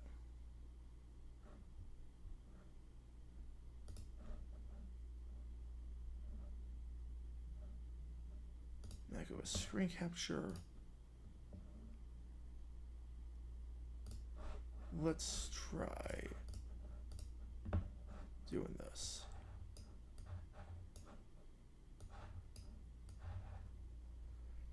The 92 Oilers don't choke. How far do they go? probably divisional. I think they're at the end of the line at that point. All right, I gotta figure out a way to. Okay, here we go. This is probably the best way to do it. All right, so here's the immaculate grid for today. We're gonna try this. We're gonna try this. This is to get some requests for it. So let's see what we got. This is an inside look of how we know. Yeah. I've got the depth chart in front of me. I have the depth chart in front of me. There's no way I'm memorizing all these names. That's not how anyone does it. All right. Let me just get rid of the spot, and then we'll be good to go. It's nice having a 49-inch monitor because you can put a bunch of different tabs up. All right. Let's try this again. Okay, Panthers, Bills. I don't want to go super obvious with these. I don't think Frank Reich would be that obvious. Oh, 10%. Wow. Okay. Good start. Oh, man. Wow. That was kind of obvious. Bills Commanders. I mean, the first thing that came to mind was Bruce Smith. I don't know if that's going to be too obvious. I don't know if Bruce Smith is too obvious. I don't know if he's too obvious for that. It's always something because you're trying to figure out, okay, is this too obvious? Is it not obvious? You don't know how it's going to go. But I'm going to try Bruce Smith and just hope. 16%. Wow. Rarely score a shot. Okay. Titans Commies is fun because you can go Oilers for that. So let me think. And then you got Eagles / Oilers as well. Eagles, Oilers. I think, if I'm not mistaken, I think Dan Pastorini played for the Eagles at the very end. I believe he played for the Eagles at the very end of his career. He didn't really do anything with them, but I believe that Dan Pastorini played for the Eagles at the very end. So let me take care of this spot. Yeah, Derek Anderson, but that's recent. Do you live in sports courses? Oh, I do. Yeah. Okay, so we're gonna try Dan Pastorini for this one. 0.2%. All right, there we go. Oh, Cowboys Colts. I think it would have been 17.5. Cowboys Colts would have been 17.5. All right, so we got the Eagles Titans. Okay, we're back on track. Okay.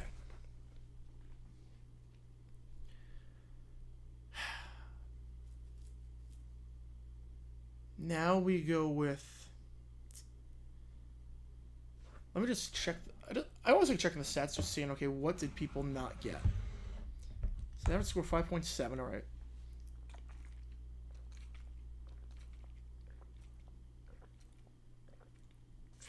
%76% got Eagles, Bills. I'm assuming they went LaShawn McCoy or Kiko Alonso for that. We can go a bit old school. We can figure out an old school name. What are the other stats? 56% for Eagles, Ravens. 61% for Commies, Ravens. Okay. Why is almost all video quality from like 2002 to 08 so bad? Because it was that weird time where like you were transitioning from SD to HD. I think that's part of why it was the case. That's why it was the case.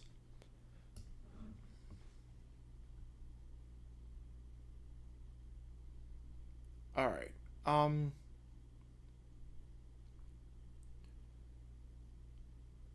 Let's go Titans and Commanders. I want to get a good rarity on this. Kind of got shot with Frank Reich and Bruce Smith, but I do want to get a good rarity. I'm not looking at the chat for this, so if anything happens in the chat, like a bot or whatever, I am not looking right now. I want hints. Titans Commanders. We got about 6 minutes left until the start of the third quarter. Titans Commanders. Again, I want to go with an Oilers name because that's how you get a good rarity. That's how you get a good rarity. Earl Campbell never did. I did a video on how it almost happened, but it never did happen. But I did a video on how it almost happened.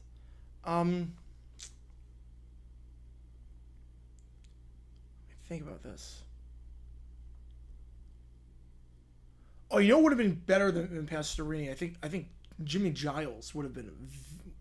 I don't know why I just thought of Giles now, because he played for 4 teams. He was Oilers, then Bucks, and then Lions and Eagles. So I should have done that. I think that would have been better than Pastorini in terms of rarity. But 0.2 is still very good. I'm not kicking myself over that one. All right. Titans, Commanders. I'm just trying to go for rarity. Like, I could go the obvious one of Albert Hainsworth. I could go the obvious one, but I don't want to do that. Albert Hainsworth is too obvious. So, I'm just trying to go for rarity. So, I'm trying to think of a good Oilers player for this. For Titans, Commanders. Let me think.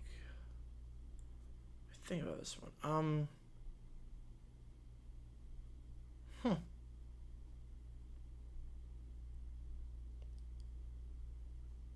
A good player for Titans. Wait, I just gotta go.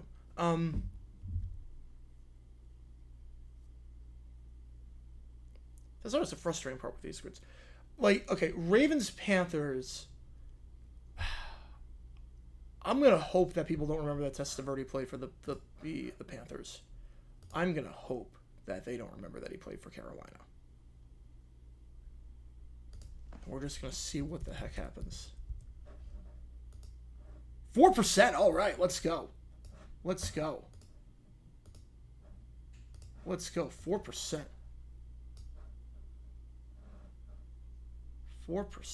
go. Wait, I heard something at the door. Let me just make sure that's not the AC guy. Hang on, I'll be right back.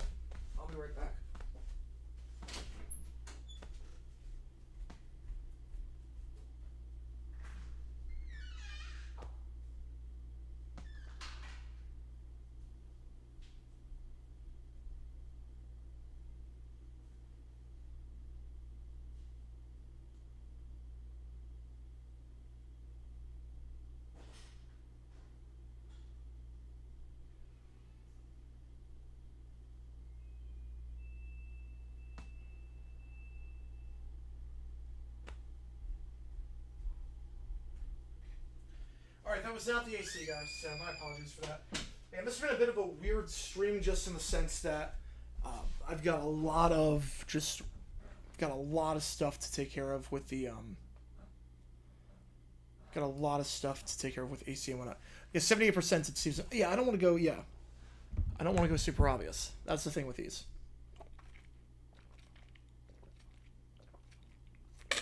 I never like going obvious on these. All right, we got about 2 minutes left till the start of the third quarter. Try to think. Commies Titans. That is not. I'm not looking at the chat for this. Commies Titans. That is not the obvious one of Albert Hainsworth. I think of a good Oiler for this. Let's see. Usually I like to start with the quarterbacks. I like to start thinking of quarterbacks that played in that era. So Stabler never played for the Commies. Kilmer never played for the Oilers. Hadel never played for the Commies.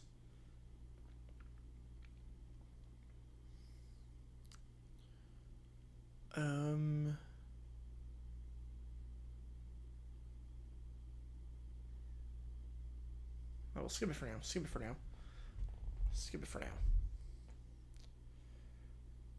Skip that one for now. We'll come back to it. All right. Bills, Eagles, again, you could go Shady, you could go Kiko Alonso. I don't know if Kiko would be that obvious. I'm guessing everyone did Shady. I'm guessing he's got like 40 some odd %.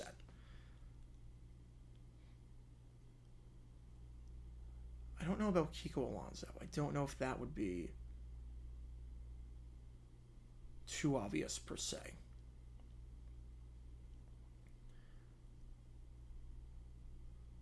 I don't know. I don't know what the percentage would be. I don't know how many people will guess Alonso.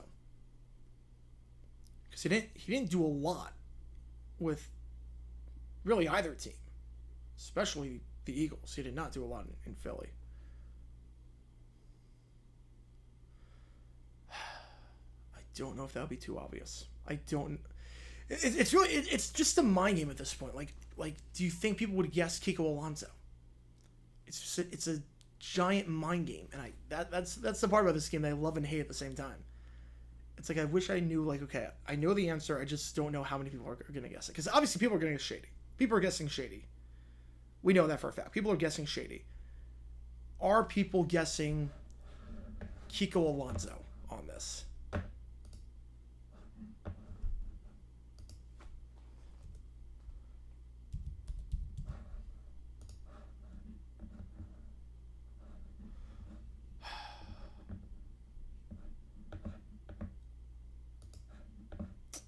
I'm going to try it. I'm going to try Kiko.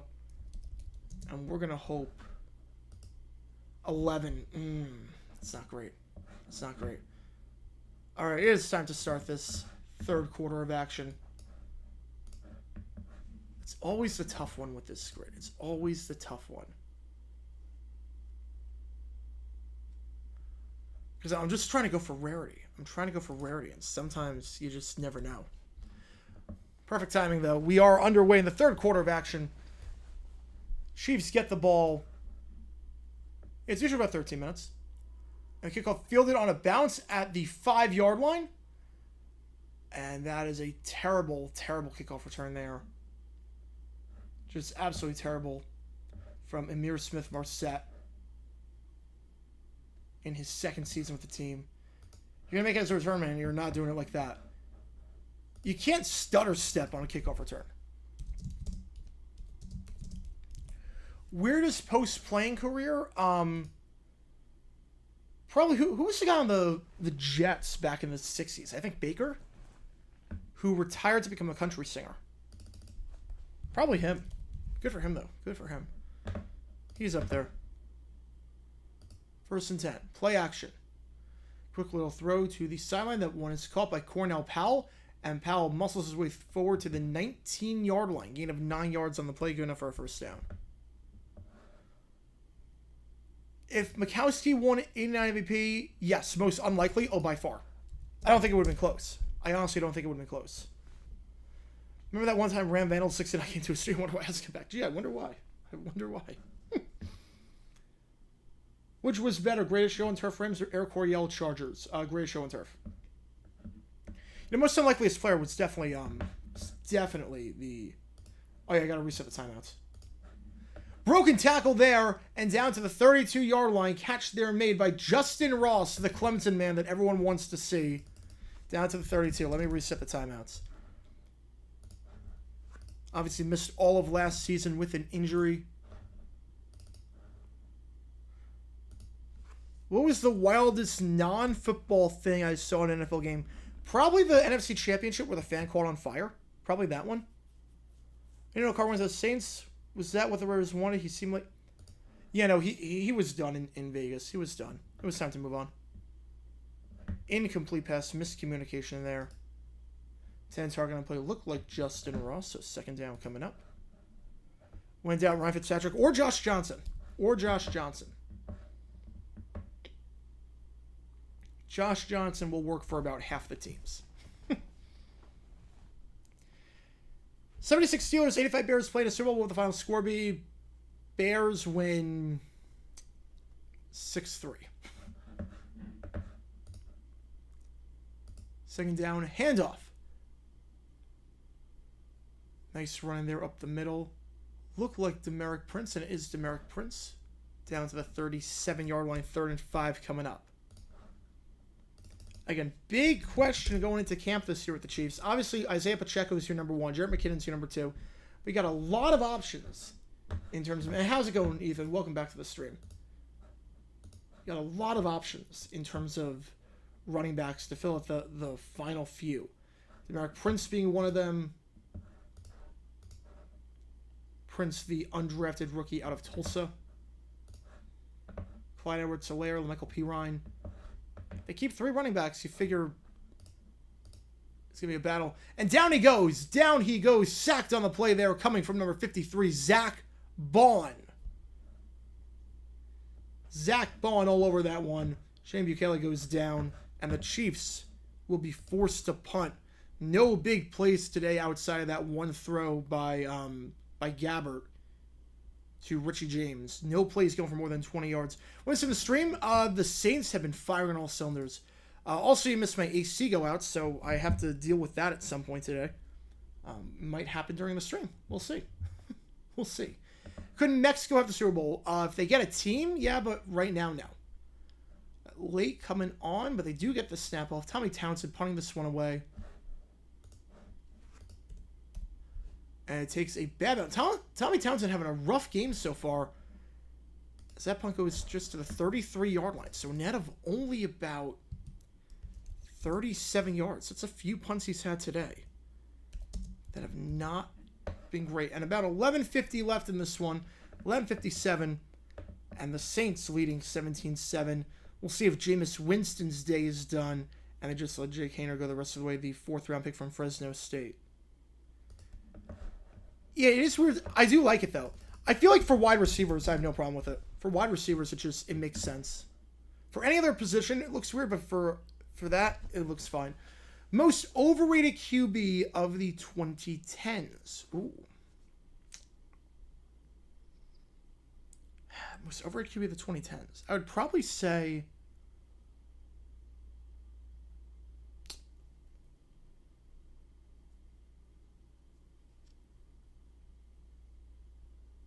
I'd probably say... I think people are rewriting the history on RG3 a lot because he's on ESPN. Obviously, you can't take anything away from his 2012 season, but he didn't really do it. Even when he was healthy, he didn't do much of anything outside of that season. I think people are rewriting history on him to some extent. What would it take for a Super Bowl to go north of the border? They need to get a team, and they need an actual stadium that holds more than 60,000. That's not Commonwealth Stadium. Replay call that ruined a coach or a team that year. A replay call that ruined a team or a coach. Probably the Tuck rule. Probably the Tuck rule. I feel like that'd be the obvious one. 2017 Jags, 2015 Cardinals. Who wins? Jaguars. I don't think it's close. Yeah, I don't think it's close. And the reason I say that, it's not a knock on the 2015 Cards. It's just the fact that the Jaguars did very well that season against pocket passing QBs that had no mobility. That was their strength. They dominated. Any quarterback that could not move, that was not a runner, we dominated against. So I think that Saxonville wins that game handily. How would Drew Stanton have done if he was the exclusive start for the Arians Cardinals? I think they beat the Panthers. I mean, they were not a bad team. They were not a bad team when Stanton went down. It was after he went down. Stanton was a very serviceable backup. I think they make the playoffs and they make it to the divisional round. Yeah, AC/DC, I have heard that. Any insight on why Rob Ryan didn't wind up a head coach? I think a big part of that has to do with his look. Like the not clean-shaven look. I think a lot of owners look down on that. I think that was part of it. I think part of it was that they didn't like his mouth. I think that was another part. I'm not watching the NASCAR race, no. And we do have a new quarterback in, as that gets a gain of 2 on that run by Kendre Miller. So the new quarterback in for this one, and apologies if you hear a car horn in the background, I obviously don't control that, is Jake Haener, the team's 4th-round pick out of Fresno State.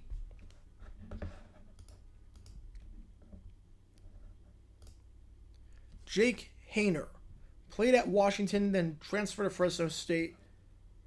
20 touchdowns, 3 picks last year, 33-9 the year before that. Handoff once again goes to Ellis Merriweather, getting what I believe is his first carry of the game down to the 40-yard line. 3rd and 3 coming up.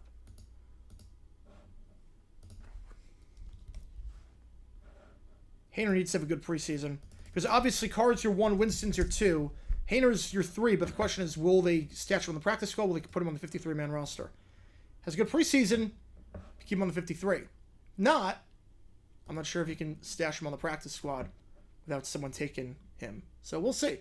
So that first pass is incomplete, intended for Brian Edwards, the former Raider wide receiver out of South Carolina.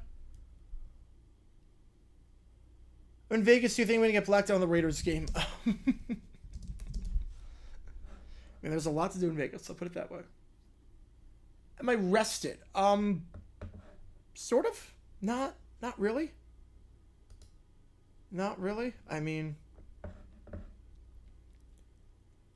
there's a car horn in the background, so this stream is just going great. Punting this one away. Not a lot of hang time on the... not a great punt. Not a great punt. That one goes way out of bounds at the 20-yard line. Net of only 20 yards on that one. Punt there by Lou Headley. Undrafted player out of Miami. So that's where KC will take over this drive. I mean, I was working on pretty much no sleep the night before. The AC is out, so it's just been that kind of day. It's just been that kind of day. There's a car horn in the background that won't stop going off.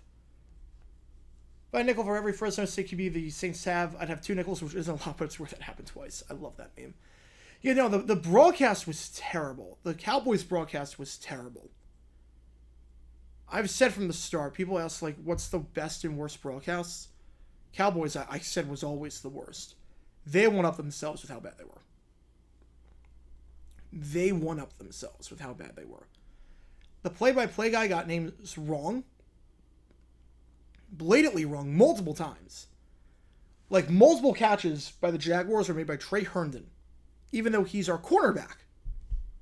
So I don't know how he's on offense. And then he blamed it on duplicate numbers, even though Herndon wears a number in the 3s, and the guy that caught it, Jenkins, wears a number in the 8s. Isaiah Stanback offered nothing in terms of color commentary. The scoreboard was off, the graphics were off, everything was off. It was one of the worst, it was the worst preseason broadcast I've seen in my life. It was painful to listen to, and the fact that you had to pay money to watch it. I feel like the NFL needs to take over these broadcasts and make a uniform standard, or on top of that, or they need to let you choose which broadcast you want, because I was stuck with the Cowboys broadcast. If you have NFL Plus, you should either get any affiliate broadcast or that. If the Jags offer you to broadcast preseason games, would I take it? No, because I would not be as biased as they want me to. I would not be as biased as they want me to be. They want me to be biased, I would not do it. Be all positive, all sunset, shine and rainbows, I would not do that.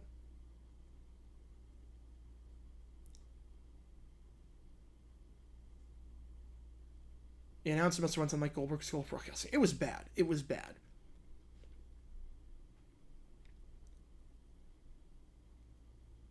It was very bad. The best broadcasts are the ones that just borrow the graphics from CBS or Fox or NBC, and they have announcers that are actually working. Like the Jets are always great. The Jets have Ian Eagle on their games, so no complaints. They borrow the CBS graphics, and they just get Ian Eagle. So I can't really complain about that. Handoff, 1st and 10, gain of 4 yards there by Deneric Prince. 2nd and 6 coming up.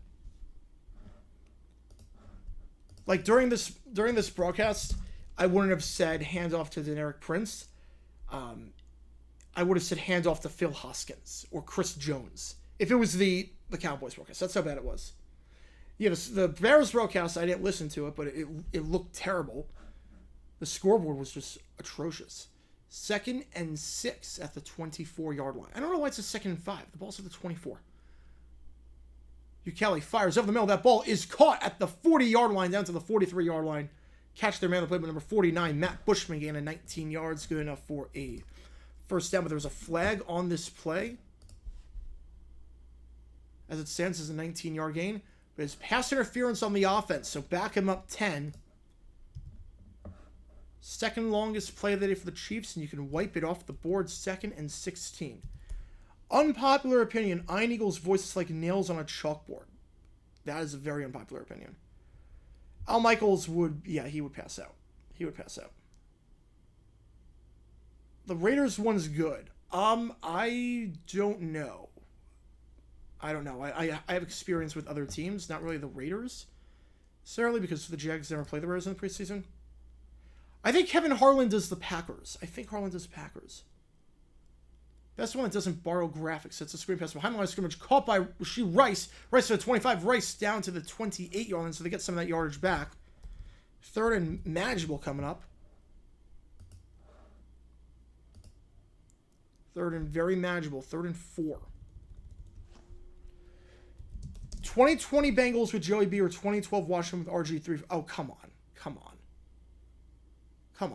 The Bengals were so bad in 2020. Come on. It's easily RG3's Washington team. Easily. Rookie RG3 was phenomenal. Rookie RG3, they're not stopping that. 3rd and 3 coming up the 29-yard line. Kelly fires over the middle, and that is incomplete. It was a very similar play to what they tried to run on 2nd down intended for Bushman. But a 3 and out for the Chiefs, and the offense has just been stalling today. We're playing this broadcast. I'm not listening to it, so I can't tell you who it is, but worst player / coach turned announcer. Joe Green. It's not even close. Joe Green, I did a whole video on him. Joe Green, phenomenal player, one of the best defenders to ever play this sport. Try listening to him broadcast a game in 1982. He was so bad he got fired after 1 season. Punt by Townsend, good hang time down to the 24-yard line. Nice move there. Has some hole at the 30, to the 35, to the 40. He's still going. Eventually brought down at the 46-yard line. A 22-yard return on the play from Lynn Bowden. Again, the Kentucky wide receiver. Never really caught on in the NFL so far. All right, that is the AC, guys. So give me 1 quick second. I'll be right back. Coming, hang on.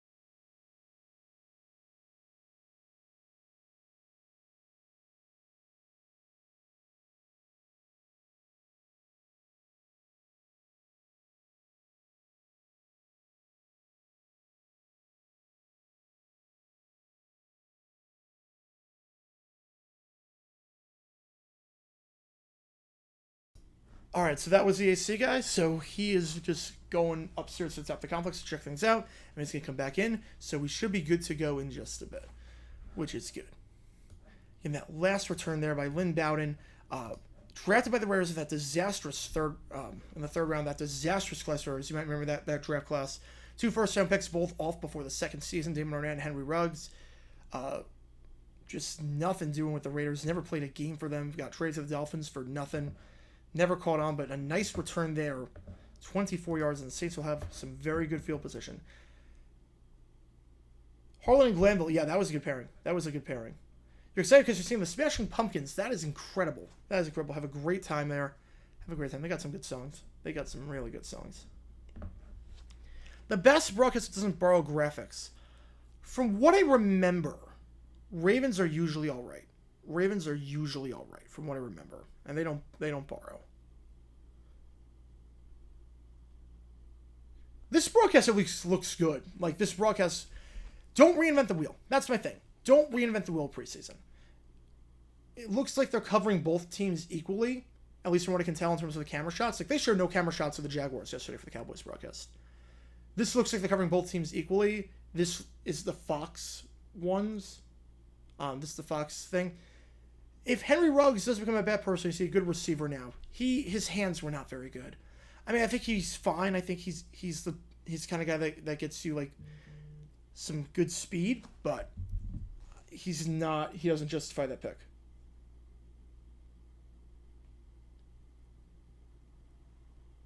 All right, Hayner, drive number 2 for him. Incomplete pass to start off intended target on the play was James Washington, the former Steeler wideout. So 2nd and 10 coming up.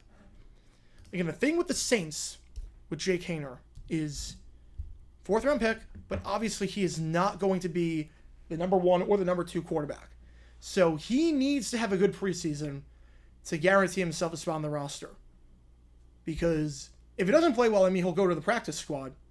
But obviously practice squad salaries and roster security versus regular 53-man roster. Nice running there, but there's a flag on the play. This one might be coming back. Nice effort there by Ellis Merriweather. Merriweather, another one of those guys, fighting for a spot. Obviously, Kamara, Miller, and Williams are going to be your top 3 running backs. If they do keep 4 backs, Merriweather trying to make a name for himself, or at the very least, Merriweather trying to make a name for himself for another team as a waiver cut. What team would have signed Romo if he stayed in if he played in 2017? You figure a team that needs a quarterback that was a contender, or that would have been close to a contender. The whole thing came at the very end of the run, so back it up to 2nd and 11. So what team would have signed Romo? I forget, was he a free agent or would he have been traded? I forget, was he a free agent or would he have been traded? Because obviously Prescott would have been starting in Dallas. So would they have to give draft picks for him? I don't know. I don't remember. Broncos, that's probably the Broncos. How's it going, Amphibia? Welcome to the stream. Welcome to the stream. Yeah, probably the Broncos. Remember when it was supposed to be a 3-man booth with Burkhardt, Davis, and Jay Cutler? I do remember that. That was crazy. Mahomes did play today. He started. Didn't do a whole lot. He completed every pass that he had to, but it was just a bunch of basic throws. 2nd down, Haener going deep. Intercepted. Did he get both feet in? Did he get both feet in? They are saying that he did. Khalif Halassi. Halassi with the interception. Khalif Halassi with the interception. And a disastrous start for Jake Haener. First drive, nothing doing. 2nd drive, an interception. He got it in. He got it in. Halassi with the interception, and the Chiefs will be taking over at the 46-yard line.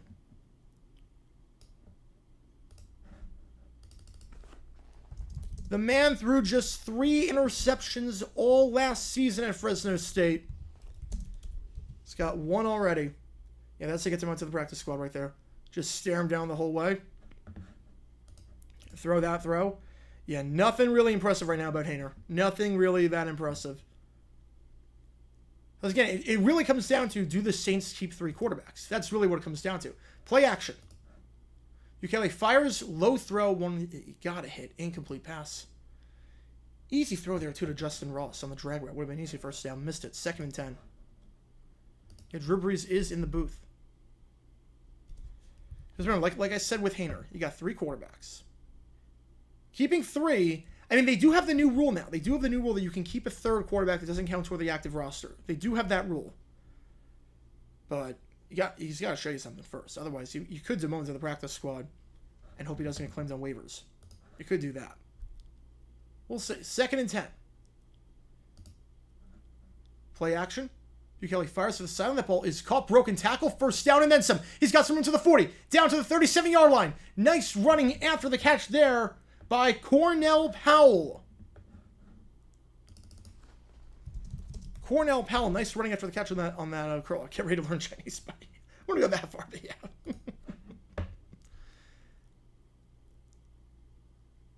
Wobbly throw, not a tight spiral whatsoever, but they are now in New Orleans territory at the 36, gain of 16 yards on the play, good enough for a 1st down. Cornell Powell with the grab. Powell in his 3rd season, former Clemson receiver. Handoff that time, bounces it to the outside down to the 31-yard line. Run there by LaMichael Pirine, gain of 5 yards.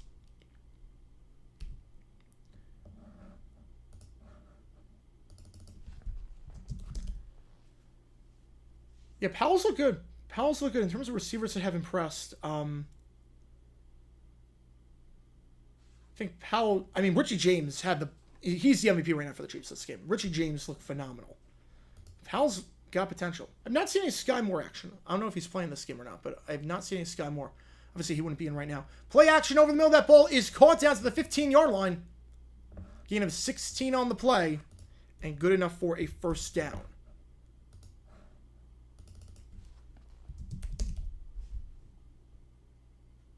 Favorite board game? Favorite board game?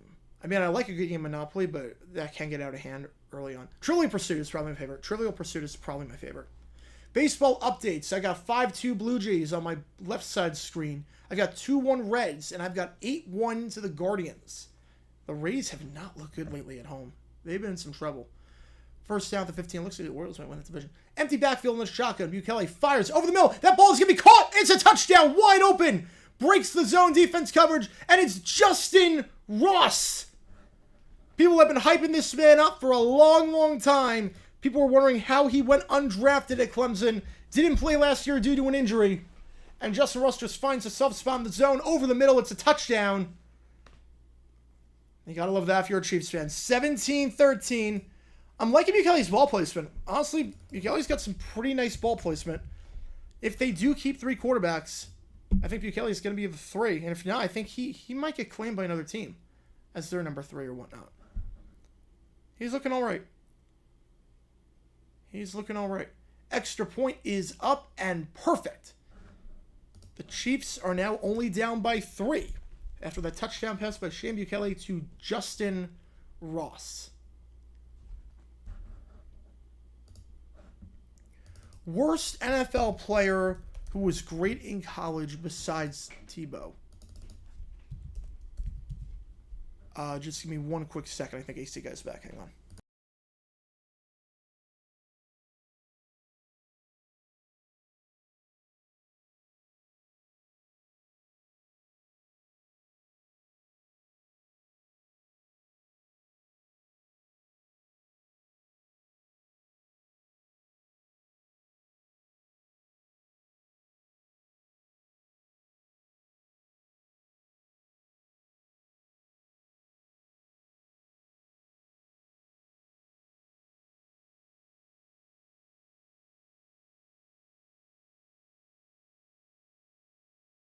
All right. That was not AC, guys, so my apologies for that. Worst NFL player was great in college besides Tebow. I mean, there's a lot of them. You can go like any bust, really. You can go any bust, like Ryan Leaf. In terms of guys like Tebow, Archie Griffin was not great in the NFL. He was okay. He was not great. He did not live up to the first round pick status, despite being a 2-time Heisman winner. Rosen not get a fair shake in Arizona. I mean, I can't blame him for passing up. I can't blame him for not sticking with Rosen. I can't blame him for that. I can't blame him for that. Overrated team, underrated team this season. I think people are sleeping on the Titans, which makes no sense to me because they were 7-3 last year before everyone just died on them. Todd Downing is no longer there, and Derrick Henry is still Derrick Henry. So I think people are sleeping on the Titans. Most overrated team, I think the Browns. I think people are expecting a lot out of Watson that I just haven't seen. I didn't see last year in the slightest bit. Players who were great in the NFL but bad in college.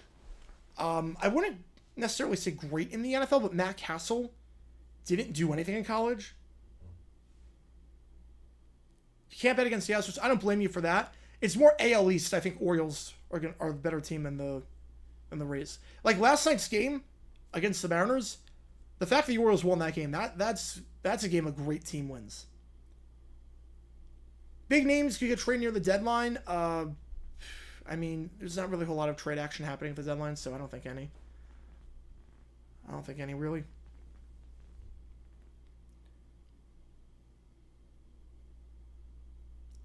So you have a Saints QB situation. Do you think in the next 3 to 5 years we see the Saints finally draft a QB in the first 2 rounds? Yeah, I can't believe it's been since 1971. My guess is yes. My guess is absolutely. In the next 3 years, they will do it. I mean, they're going to stick with Carr, obviously, but when the Carr reaches like 36 and whatnot, they'll make the switch. Robot refs? No. Robot umps, it's different. Because baseball, there's only a select few outcomes, and people are standing there. It's a ball goes into a certified specific zone. If it hits the zone, it's a strike. If not, it's a ball. Football, it will not see robot umps. robot refs. As brought down, Bowden goes down at the 21-yard line. So the Saints will take over there. But there was a flag on the play, so probably push it back another 10 yards. I think Davis will do all right. The robot umps work in baseball because it's balls and strikes. Does a ball hit the zone? I don't know how it would work in football.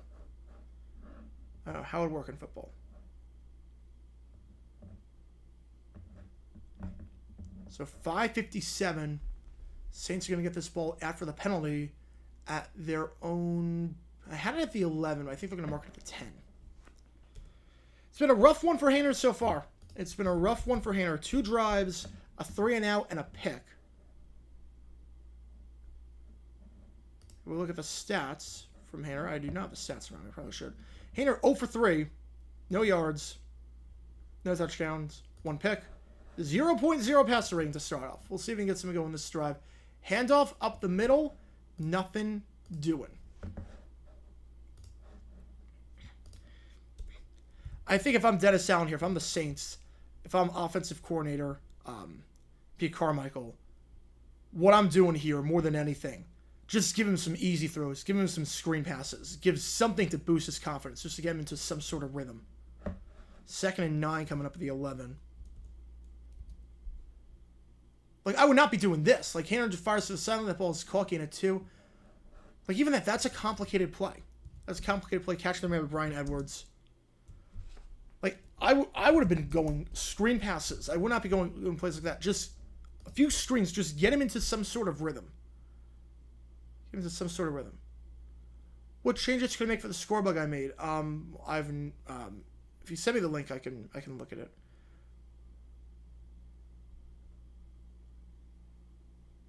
I mean, I agree with that. I mean, King Felix, you think of Felix Hernandez. Then again, the idea as that ball is caught, PI on the play. I think it's going to go against the Chiefs. It is against the Chiefs, so penalty will be declined. Gain of 20 on the play. I think Brian Edwards on the grab. First down for the Saints.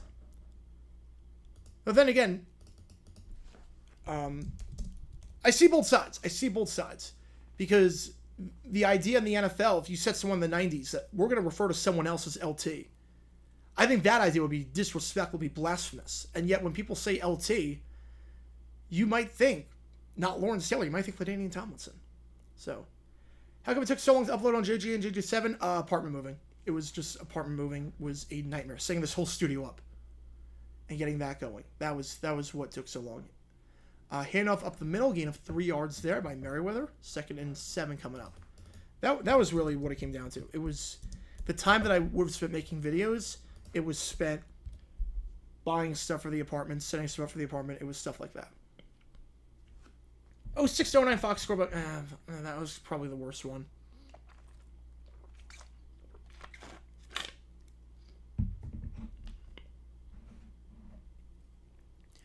Second 6. Hainer fires over. Incomplete. Lost his balance. He had time to reset his feet. He didn't have to throw on the run like that. He had time to reset his feet. Intended target on the play was Kawan Baker, but that was nowhere in the area. It looked like Hainer had time to reset his feet for a bit. And that throw was not even close. I don't even know where he was going. We're trying to throw behind your receiver. I don't know how he's going to come back to that. Over the middle like that. If you're trying to lead your receiver, that's a pick.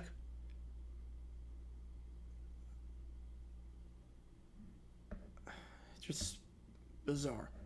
Jags live stream, it wouldn't be fun. It wouldn't be entertaining. I don't really talk during Jaguars games. So, wouldn't be able to look at the chat. Wouldn't be able to interact with you guys. As he's off balance there. Incomplete pass. It's better from Hainer, but not anything special. 4th and 7. They will be forced to punt this one away.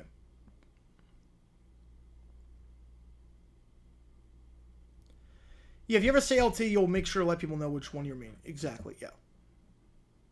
Exactly. All right, punt time. It is going to be Lou Headley punting this one away.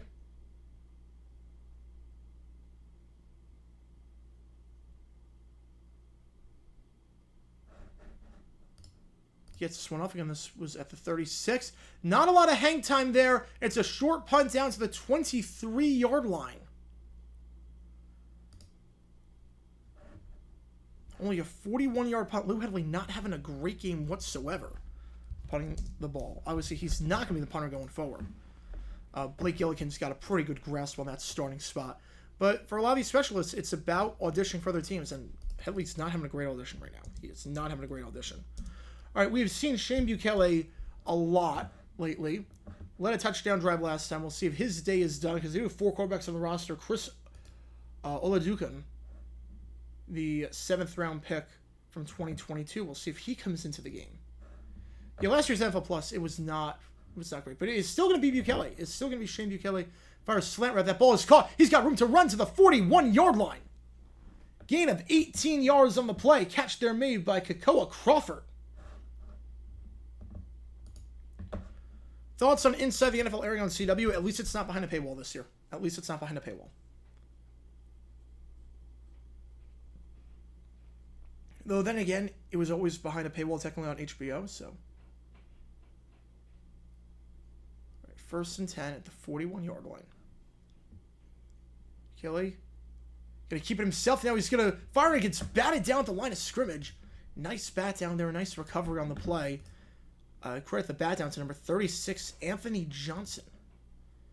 Johnson, the undrafted rookie out of Virginia.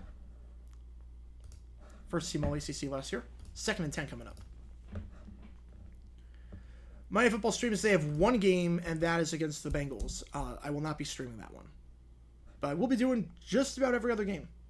Where the Chargers win their first Super Bowl? I'm not sold on Brandon Staley's head coach. I think when they get rid of Staley, Herbert keeps playing like this, I think in the next 5 years they have a shot. But Staley's not the answer. Never has been, never will be.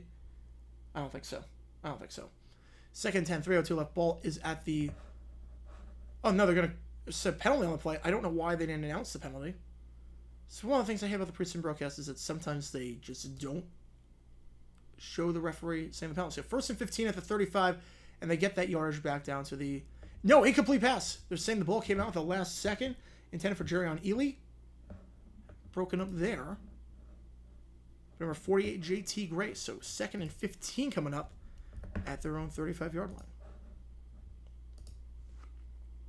Yeah, NFL Plus, you can only see the games after, which is fine. I mean, I'm not surprised by that, but it's more of the fact that games take forever to download on that thing, which is bad for me as a person that needs game footage to do videos. On top of that, it though they did add now NFL Red Zone and NFL Network, so it is a better deal. Pass interference, they're going to say you got there early. Intended target on that play was Kekoa Crawford, had the play on the slant route. But they're going to say that the defender got there early. Troy Pride spent his career with the Carolina Panthers, now with the Saints, the team's 4th-round pick from Notre Dame a few years ago. Pass interference on Troy Pride is not his Pride and Troy moment right there. How about your Sunday ticket? $350, which I think is a pretty good deal, honestly. I think $350 for 18 weeks, you get every single game. Because the problem with the DirecTV deal was that, yes, it was $250, but with DirecTV, you only got to watch a game on one account. So if you had multiple TVs, let's say, you couldn't do it. You could only be on one account, which stunk. YouTube, they allow every single thing. Peacock will never host a Super Bowl. Bukele going deep. He's got a man, incomplete pass. Had him beat too. Kekoa Crawford. He's gotten open a few times. Kekoa Crawford's created some nice separation on this drive, but incomplete pass. 2nd and 10. 3 got a hit. Super Bowl will not go to Peacock as an exclusive thing. Now, I could see like Peacock as like streaming on Peacock with it on NBC, but the Super Bowl will never be a streaming exclusive. It will always be on over-the-air TV.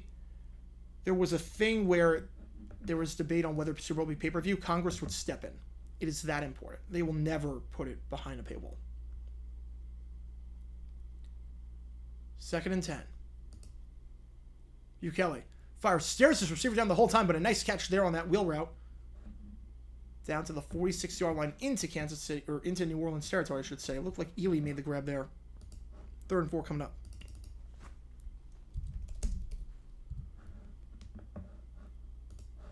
Will NBC ever air a conference championship? I mean, ever's a long time, but CBS will host the AFC, Fox will host the NFC. The only way I could see it is if they reopen the bidding rights and they change it so that each network of the big three, because ABC won't be a part of it. The only way I could ever see it is if you change it so that one network gets the Super Bowl, one network gets one conference championship, one gets the other. I could see that. Third down, that ball is caught down to the 22-yard line. Catch there made near the sideline by number 27, Nico Remigio, the player from Fresno State, the transfer from Cal, second-team All-Mountain West last season. First and 10 down to the 22. Chiefs were down by 3 possessions at one point this game. They are coming back with 1:30 left. They are well within field goal range. Yeah, NBC already has hosted, yep. If the Jags win their division, it'll be the Peacock Saturday night game. It depends. It honestly depends. Handoff to the sideline. He's got some room. Did he step out of bounds before he got the first down? It's a nice run regardless by Michael P. Ryan.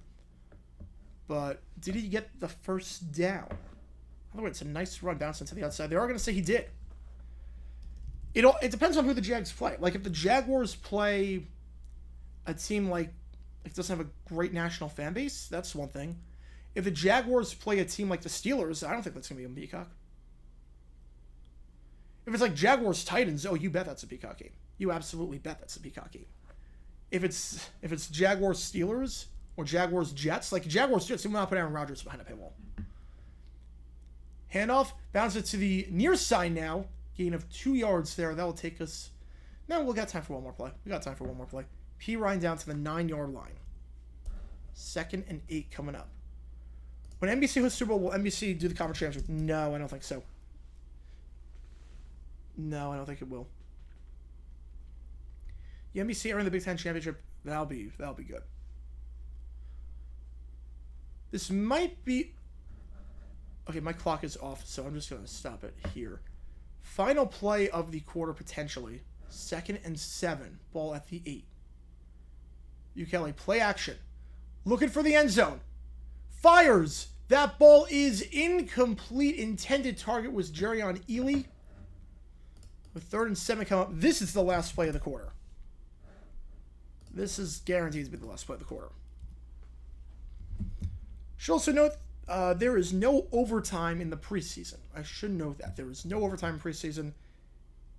Games end in ties if they are tied over 4 quarters. They got rid of overtime in the preseason a few years ago. So if the Chiefs kick a field goal, just something to keep an eye out on. The game might run long and go into Raiders-Niners, which again we are streaming, but it will not be because of overtime. All right, you got 3 wide, 3rd and 7, final play of the third quarter. Ukele looking. So go through his reads. Nice play, Brooks, 2 tackles, fires end zone. What a play by Nathan Ukele. Are you kidding me? Are you kidding me? Touchdown. Touchdown, Chiefs. What a play by Nathan. And it is Kakoa Crawford, the man who drew the PI, the man who started the stripe on the slant route, the man who makes the nice catch in the end zone. Kakoa Crawford, have yourself a day. Not quite Nathan Rourke, but a nice play by Ukele nonetheless. Shakes off 2 potential sacks and goes across his body and finds Kakoa Crawford in the end zone. And the Chiefs have their first lead of the game. Extra point by Bucker, up and good. 21-17. What a play. Shane Ukele. Holy cow. But how about the play of Kakoa Crawford this drive? Crawford, I think 3 catches that. Yeah, 3 catches that drive. Kakoa Crawford. Those who don't know the name, played the last 3. Played at Cal. Played at Michigan as well. Rookie. He's on the older side of things for a rookie, but 40 catches, 513 yards in his last collegiate action back in 2021. Kakoa Crawford, have yourself a day. Why did ESPN never get a wildcard game until 2014? Money. NBC just paid up. NBC ponying up a lot of money.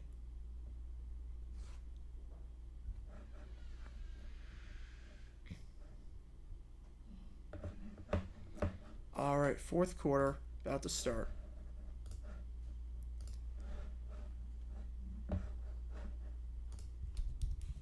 Yeah, Kakoa Crawford. There's going to be a nice battle developing at wide receiver for the Chiefs at the bottom end.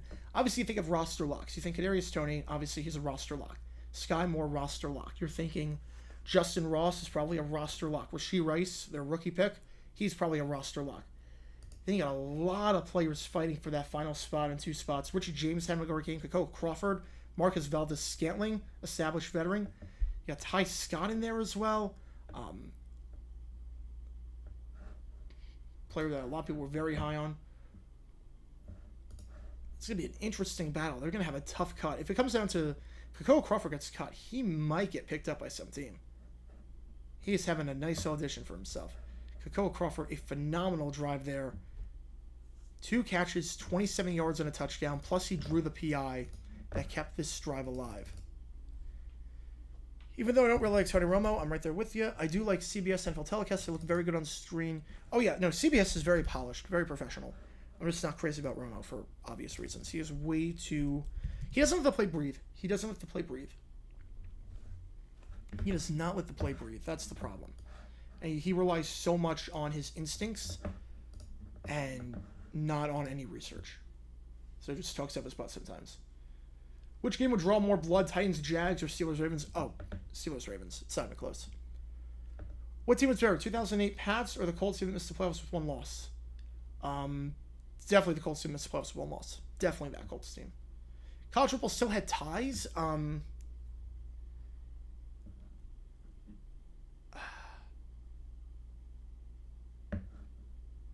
think we'd see a lot more teams go for 2 of the end of games. A lot more teams go for 2. Excuse me? Oh, yeah, hang on.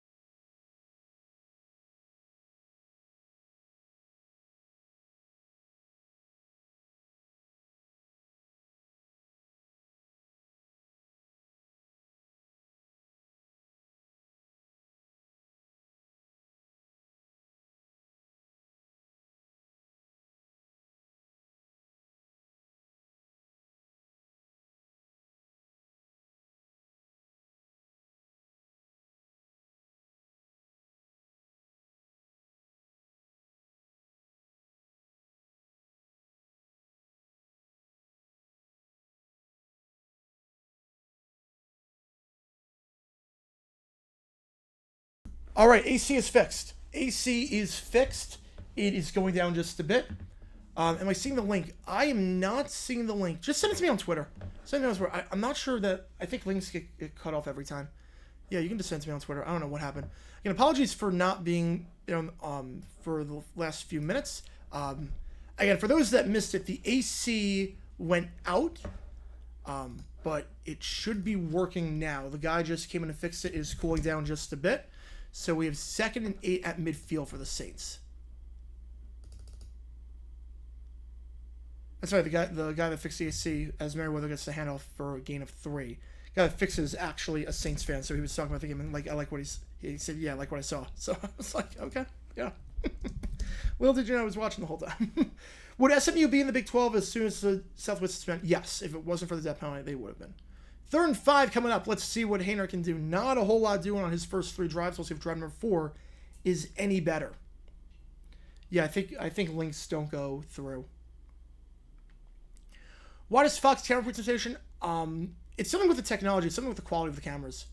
Haener fires. That's a poor route. That is a poor route. I don't know. First off, I don't know why you're staring down a guy that's going to be well short of the sticks.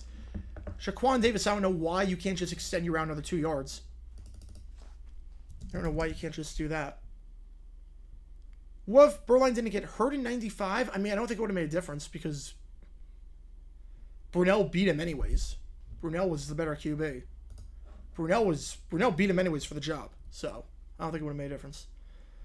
Rank the NFL songs. Okay, they're all pretty good. In terms of the themes, so you got Thursday Night Football on Amazon, you got Sunday Football theme, you got Monday Football theme, you got CBS, and you got Fox. They're all very, very good songs. Fair catch made at the 10-yard line. So pretty good punt there. 35 yards of net, but inside the 10-yard line is where they'll start this drive. Nico Remigio with the... I think I'm just going to let this clock run down to 12:15.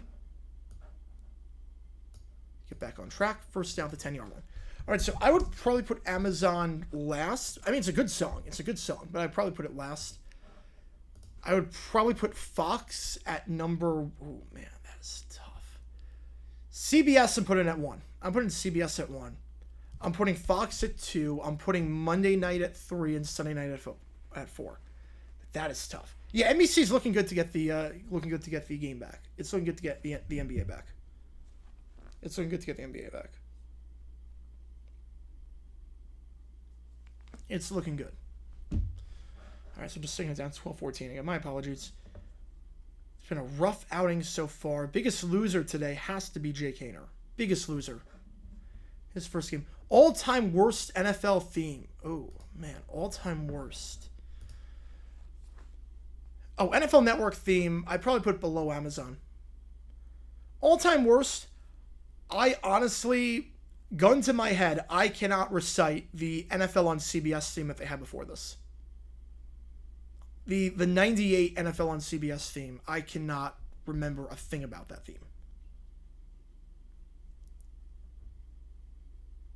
I honestly don't even remember how it goes. And I've watched a lot of footage. I've watched a lot of NFL Today from the late 90s, early 2000s for research. Watched a lot of CBS games from that era, obviously. I cannot tell you how that song goes. Fox Injury theme does go hard.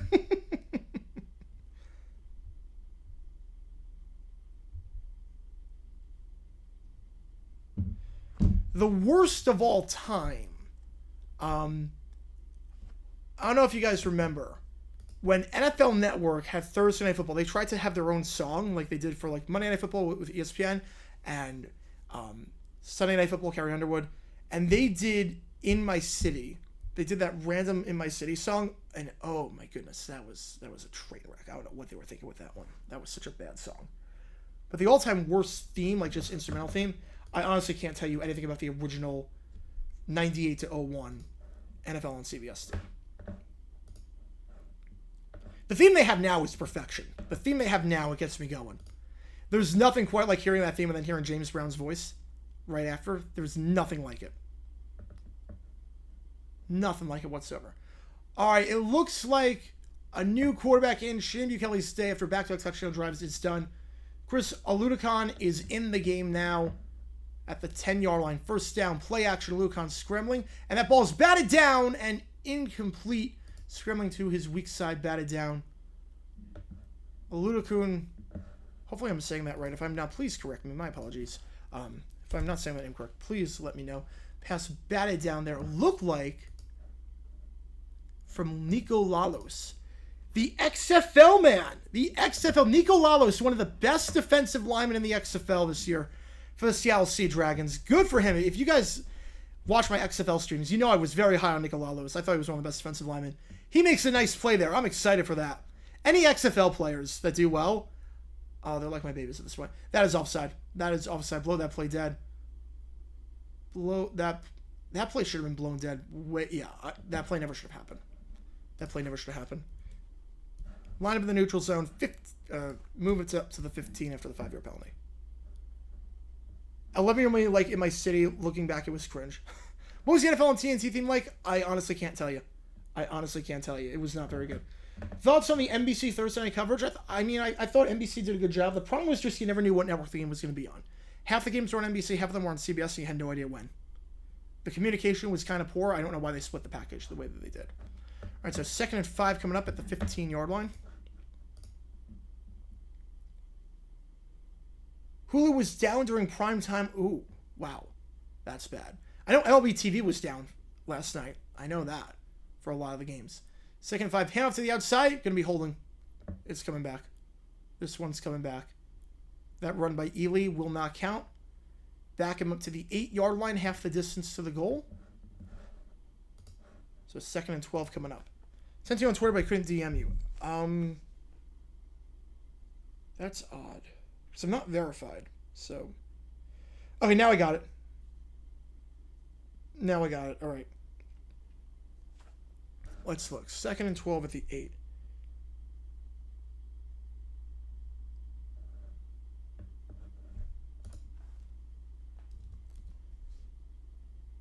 I'm a bit confused by the score bug. I'm a bit confused by the score bug. 2nd and 12, bobbled an incomplete pass. 10 target on the play. Nico Remigio. Yeah, I'm a bit confused by the scoreboard that you sent me. Like, I'm not sure. Unless it's coded, and that's like, unless it's coded, I don't know if you don't need to have touchdowns for each team, PAT for each team. You don't need that. Unless it's just. Am I just looking at the bottom thing? Like, I'm not sure. Does the top thing mean anything? 3rd down. What a throw! What a throw! What a catch by Nico! Nico Suave on that one. 19-yard gain. Good enough for a first down. The Chiefs moving the ball with their 4th-string quarterback. The origins of Thursday Night Football. All right, I can answer this question. That's a good question. And would I be able to get into the Big 12 before TCU? My guess is they were just dragged along. Yeah, I mean, it's got all the information. It might be a bit too much information. I'm like it might right now. It might be a bit too much information.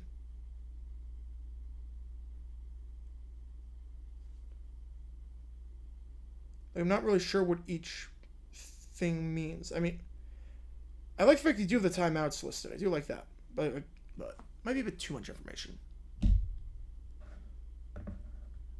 If it's what I think it is. Again, I'm a bit confused. I'm not sure if I'm just looking at the bottom thing or the top. He's going to get sacked. Brought down at the 18-yard line.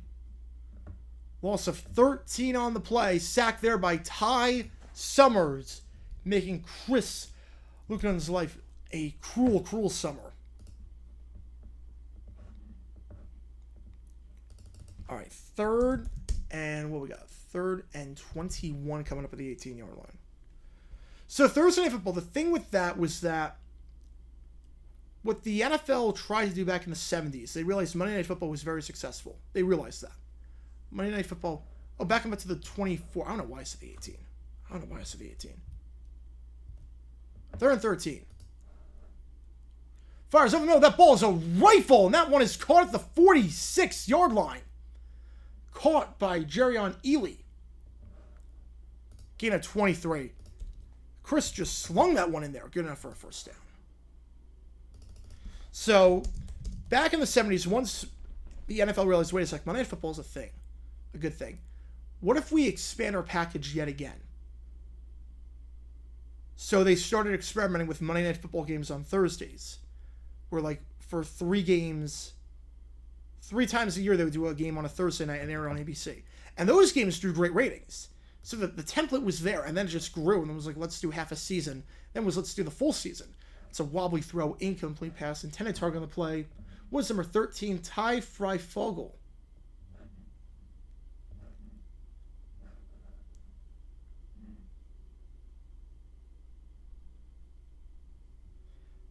Yeah, Baylor was never really supposed to be part of the formation of the Big 12. They were just kind of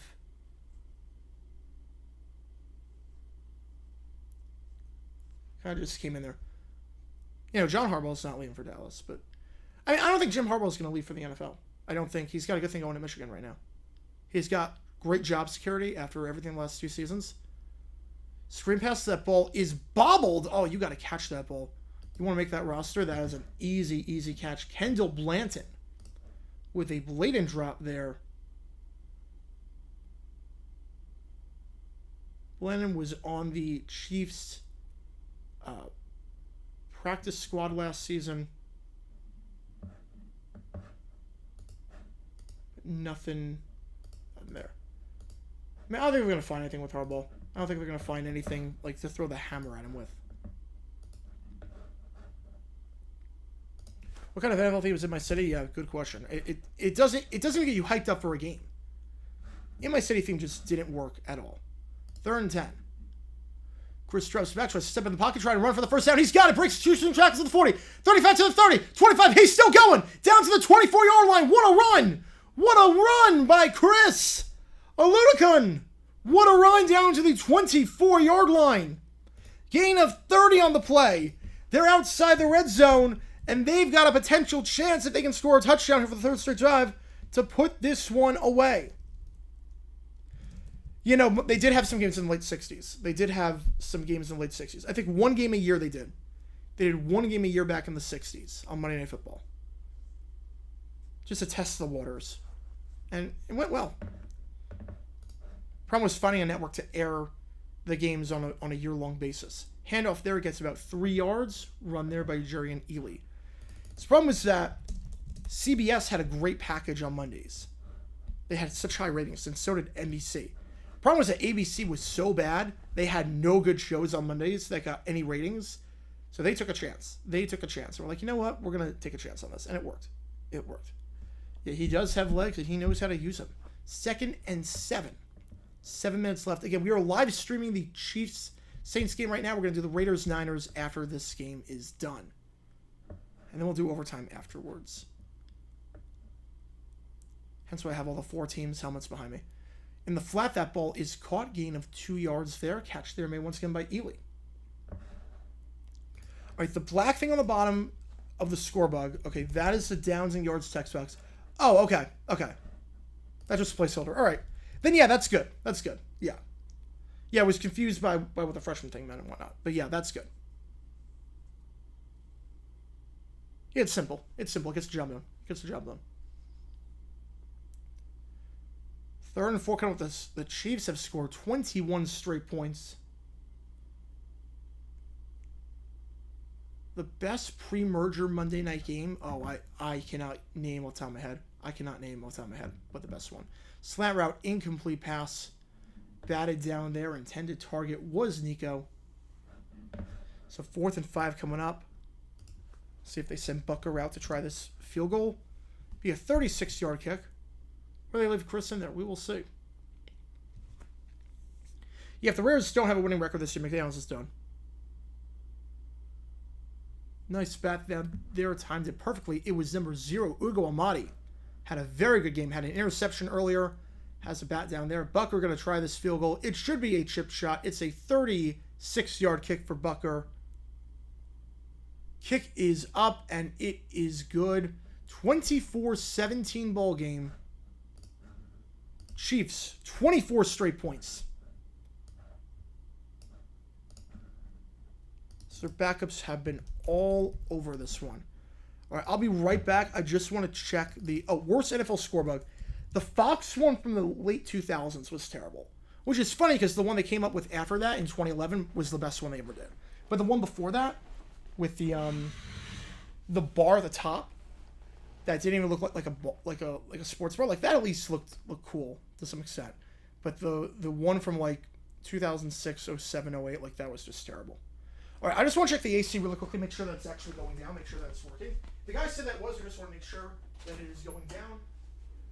Just want to check.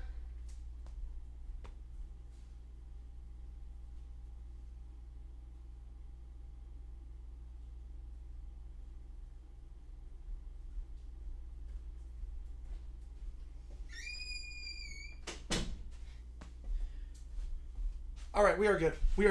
So the temperature has dropped. It was at 84. It's now at 80. So it is dropping. So hopefully it's back to like a normal temperature in the next hour. But it's going down, which is nice. So we should be okay. So just want to make sure. The the best pre-merger money game. I unfortunately don't know the good answer to that one. I apologize.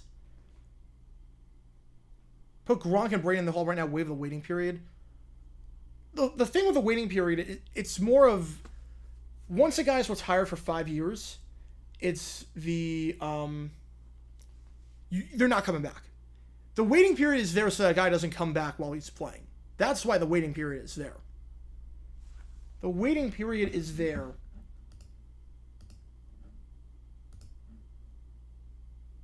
because of you don't want a situation like Tom Brady coming back.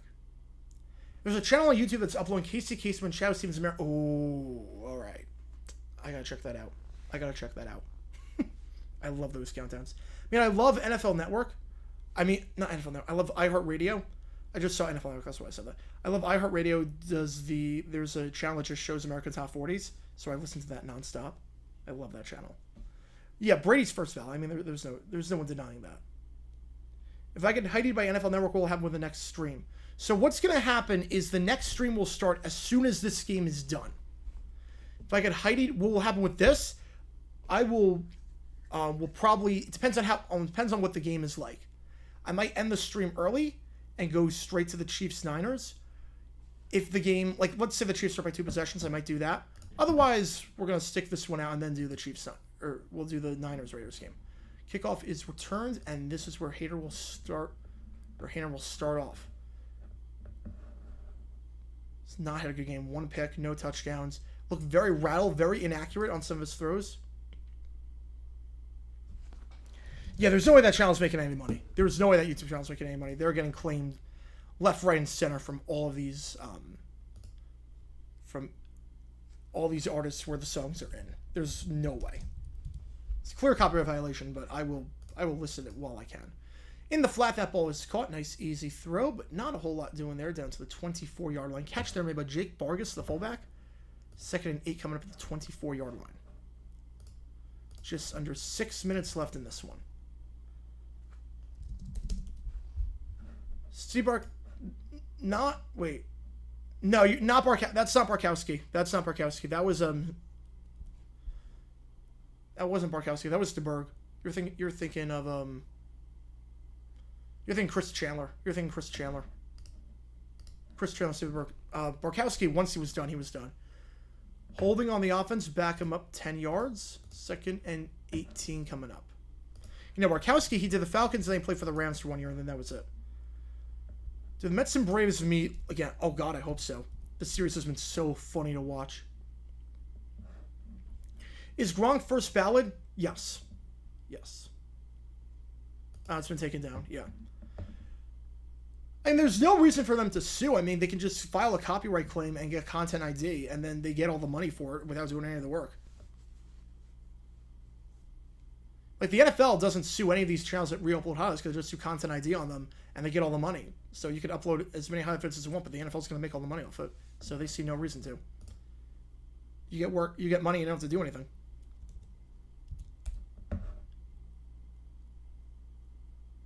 That one is caught, brought down to the 29-yard line. So 3rd and 4 coming up. They do get some of that yardage back. Catch on that one made by Brian Edwards, who's playing a lot this second half. Seems like the go-to guy for Hainer. 3rd and 3 coming up. Fires, high throw, incomplete. You got to throw that ball zip, and it's not there. I'm not seeing anything out of Hainer. I'm really not seeing anything out of him. He throws wobblers. He's inaccurate. He looks very rattled back there, and they will be forced to punt this one away. Chiefs have a chance to put this game away. Well, if the Mets outscore the Braves 34-20, and the next game is complete, the Super Bowl 51 nightmare. Best team led by a journeyman QB that was not Fitzmagic.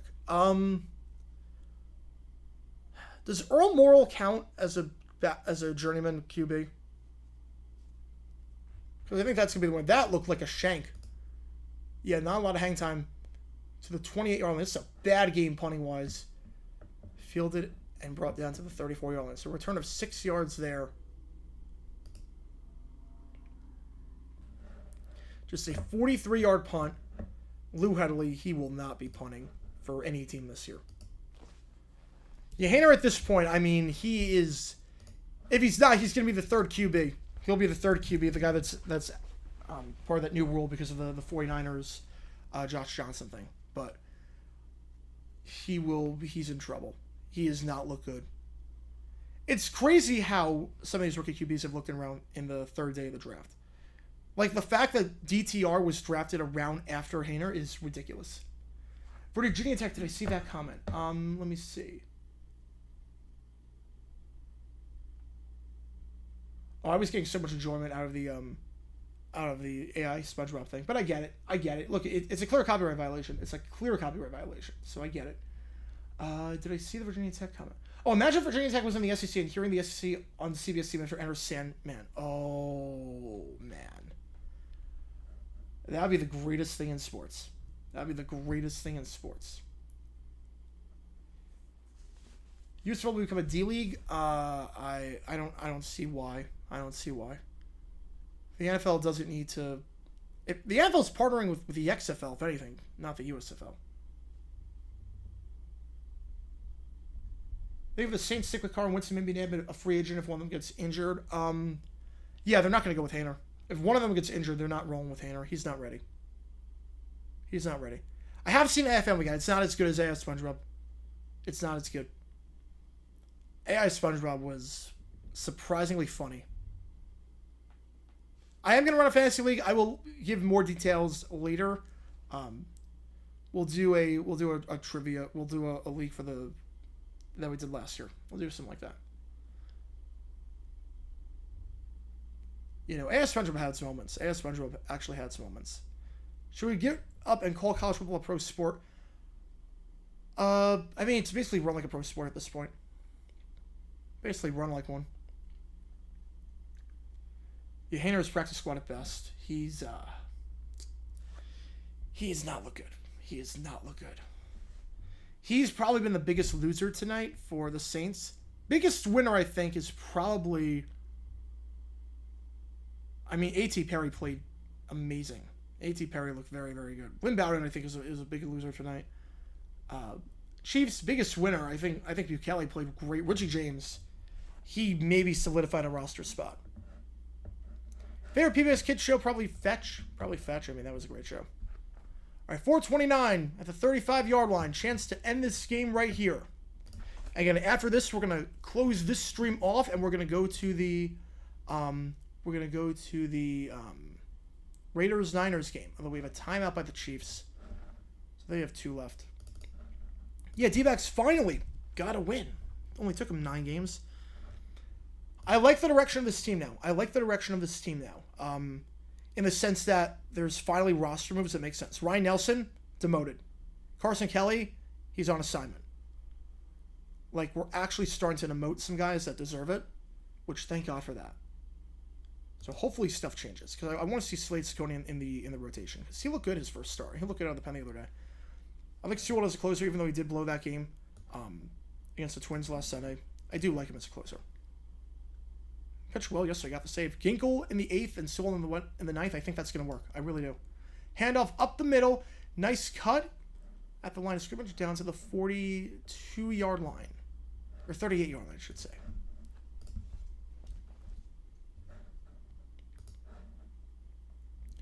Yeah, the AI covers of songs are great. Plankton doing like 90s grunge is amazing.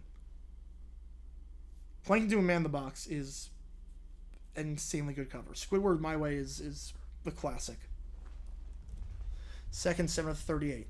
Just under 4 minutes left. Aluna led a field goal drive last time. They've scored 24 straight points.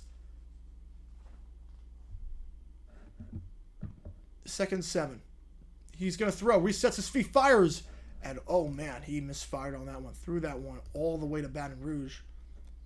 Amir Smith-Marset. Off-balance throw, but one you got to hit. Overthrew that by about 10 yards.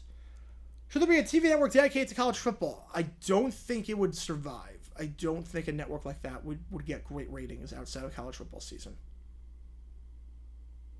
I really don't think it would.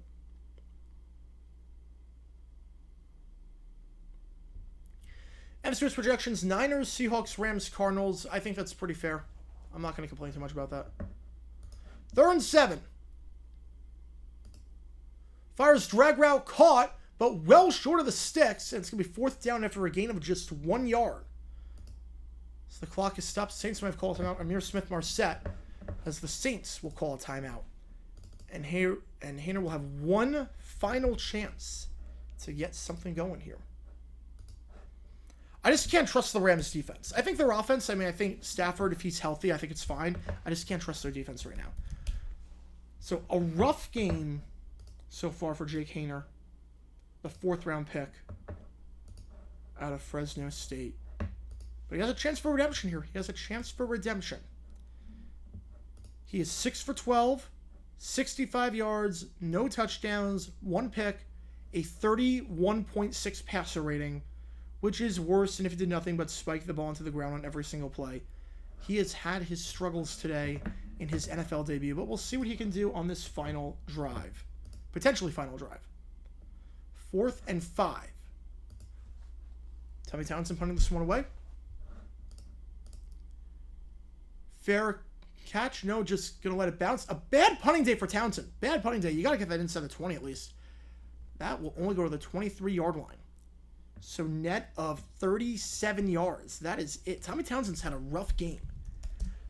Not that I'd be a bit concerned as a Chiefs fan, but punting and kicking, that's the one thing that it does translate over from preseason. Townsend, not very encouraging stuff this game. Well, J.D. McKissick be excited. I think eventually he will. All right, here we go. 24-yard line, so net of just 36. Haener going to fire deep. That ball is high, but it is caught. Nice grab there. Gain of 18 yards, but there's a flag on this play. We'll see what the flag is. As things stand, Shaquan Davis with a gain of 18 and a 1st down. He doesn't throw a tight spiral. That was not a great spiral, but a nice catch there by Davis. Like that was a bit wobbly. It wasn't great. What is the flag, though? What is the flag? It is going to be, it looks like flag for roughing the passer. It is. So that explains the spiral. That explains the spiral. So it was at the 42. Now you can move it into Kansas City territory. To the 43-yard line. Will Murray be on 2025? I think he'll still be on the Cardinals. Haener, that ball is batted down at the line of scrimmage. There was no reason for that ball to have been batted down. He was wide open. Just adjust your window by a bit. There was no defender in the area. Just adjust your window by a tad or step up. There is no reason for that ball to have been batted down. Should uncalled hits on defenseless players be allowed to be challenged? That's a slippery slope. That's a slippery slope. There was no reason for that ball to be challenged. That ball will be batted down. He had a window. He had a window to throw. He hit the wide open guy for a gain of 5. Either way, 2nd and 10 now for Jake Haener. Motion Merriweather over. 3 wide, 2 on the near side, 1 on the far side. 3:09 left.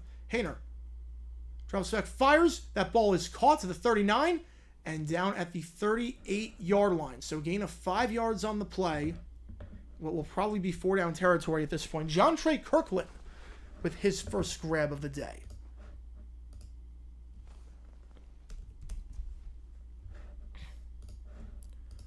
Why are the AI covers with SpongeBob characters not taken down? But the AI thing is because, that's a because I think part of it is there's a few things. There's some good argument about that. But 3rd and 5, Haener going to run and he's got it down to the 30-yard line. Getting 8 yards, good for a 1st down. That's a good question. So I think there's a few reasons for it. Number one, the covers, you could argue it's no different than having a voice actor do it. It's no different than having someone pretend to do a voice cover of SpongeBob or Patrick or Squidward. Versus the AI thing, it's not the same. The other thing is that the AI covers are finite videos and they're not the other thing is that the covers are not making money. The covers are not making money from doing this because they're just, the instrumentals are getting claimed by the original artist. The people that do the AI, like SpongeBob, AI Simpsons, AI Family Guy, whatnot, those are getting they're trying to make money off those. people can donate to be part of the stream and whatnot, and they get ad revenue and whatnot. So they're making money off of their name, image, and likeness. They're getting money off of that stuff. I think the other thing is that the AI covers, you can control them. You can control the AI covers because they're just singing the song. Versus the AI thing where they can sometimes say some pretty racist stuff and say stuff that could damage their brand technically if someone were to hear it. So I think that's why.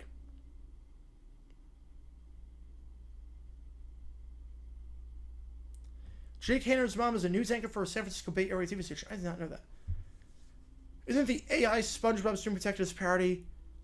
I don't know what it's not really parodying anything. Parody is it's not really parodying anything. It's just using SpongeBob and having a robot talk, and people are suggesting stuff for it to say.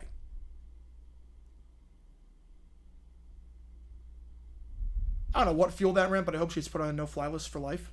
I have zero tolerance for people who mess around on planes. I have zero tolerance for people who delay flights. So I hope she's put on a no-fly list for life. I hope she goes to jail, honestly. I am going to do overtime, yes. San Fran, Vegas, I am going to do overtime. Yeah, people have places to be. Her actions may have delayed, like they may cause another flight to get canceled or other flights to get delayed because pilots can't work overtime and flight crew can't work overtime. So I seriously hope she gets put in jail and is on a no-fly list for life. I have zero tolerance for that. Traveling already is a pain in the butt as it is. No, there's no overtime precinct. What I'm talking about overtime on stream. So there's this thing called overtime that I do where we keep going as long as donations come in. So we're going to do that after the second stream.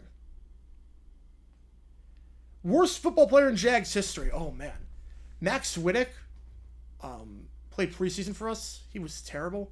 Mike Kafka was also garbage when he played in preseason, but I think Max Swiddick might be the worst. He never should have been signed in the first place. And yeah, again, after this, we're going to log off this stream, and we're going to go on to the Niners-Raiders stream. That will not start until this game is done. So thank you for tuning in. If you're going to tune in for all 6+ hours, I thank you so much. And again, this is only the beginning. We got a lot of games, as you can see, coming up. We have, let's see, a game Thursday, a game Friday. We have 3 games on Saturday and a game on Sunday. Cleo Lemon was bad for the Jags, yes. My Chauncey Washington was also very, very bad. Am I joining the Niners-Raiders game in progress? I'm going to join it whenever it starts, or whenever this game is done. First attempt, the 30-yard line. 2 minutes left for Jake Hayner to do something. Been a rough game for him, but he can redeem himself here. Slant route, that ball is caught into the red zone. Merriweather goes down to the 15-yard line. Gain of 15 on the play. Oh, no, this game will not end in a tie. This game, I guarantee you, will not end in a tie. They will not kick the extra point. If they get it, they're going for 2. If they get it, they're going for 2.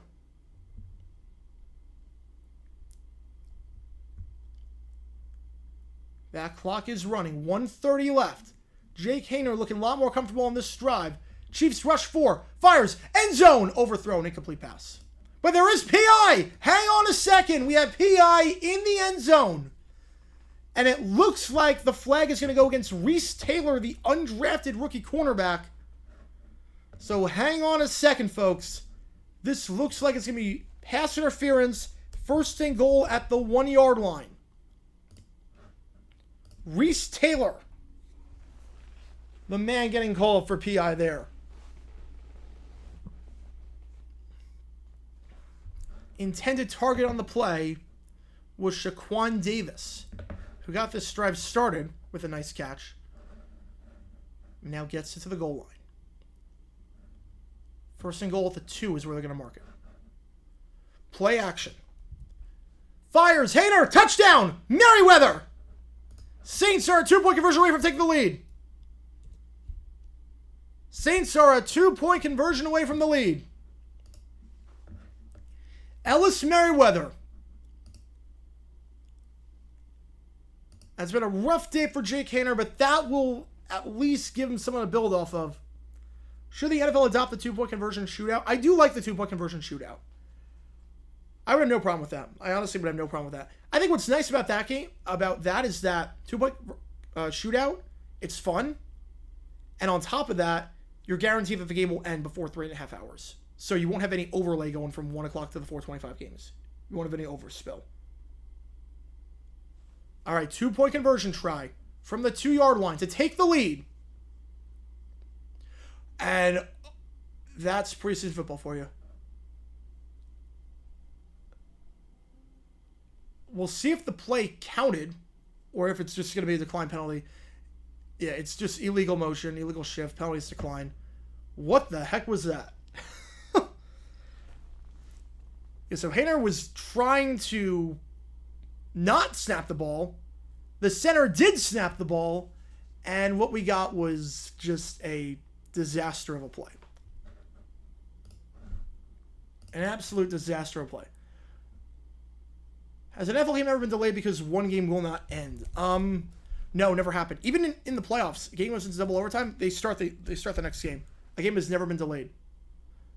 NFL college OT rules, I don't like college OT rules for NFL teams because kickers are so automatic.